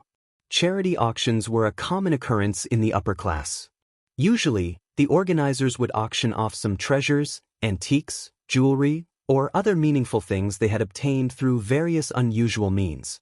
Although it was called charity, it was indeed charity. A large part of the money would be donated to some domestic legal charities, but it was also a way for men and women in the upper class to communicate. This hotel was very large. The second half of the charity auction would be held in the circular trapezoidal hall behind the banquet hall. The trapezoidal hall was very large.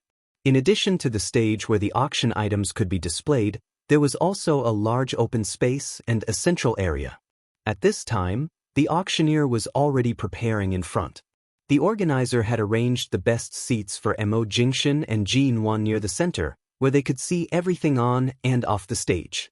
After a brief introduction on the stage, the auctioneer had someone bring out the first auction item. It was a blue diamond that a jewelry mining team had found in the old site of Yugoslavia.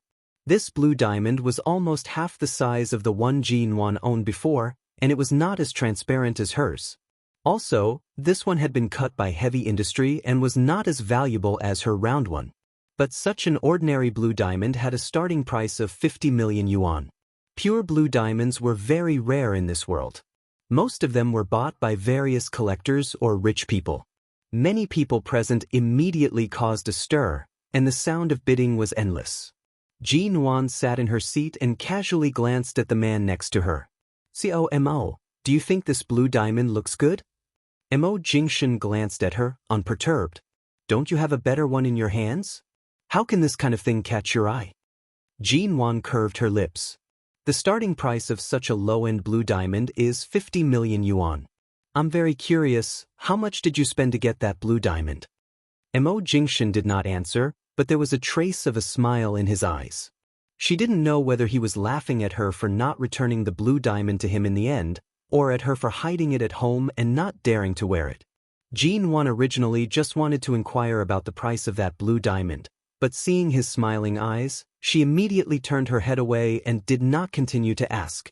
The bidding had already exceeded 120 million yuan.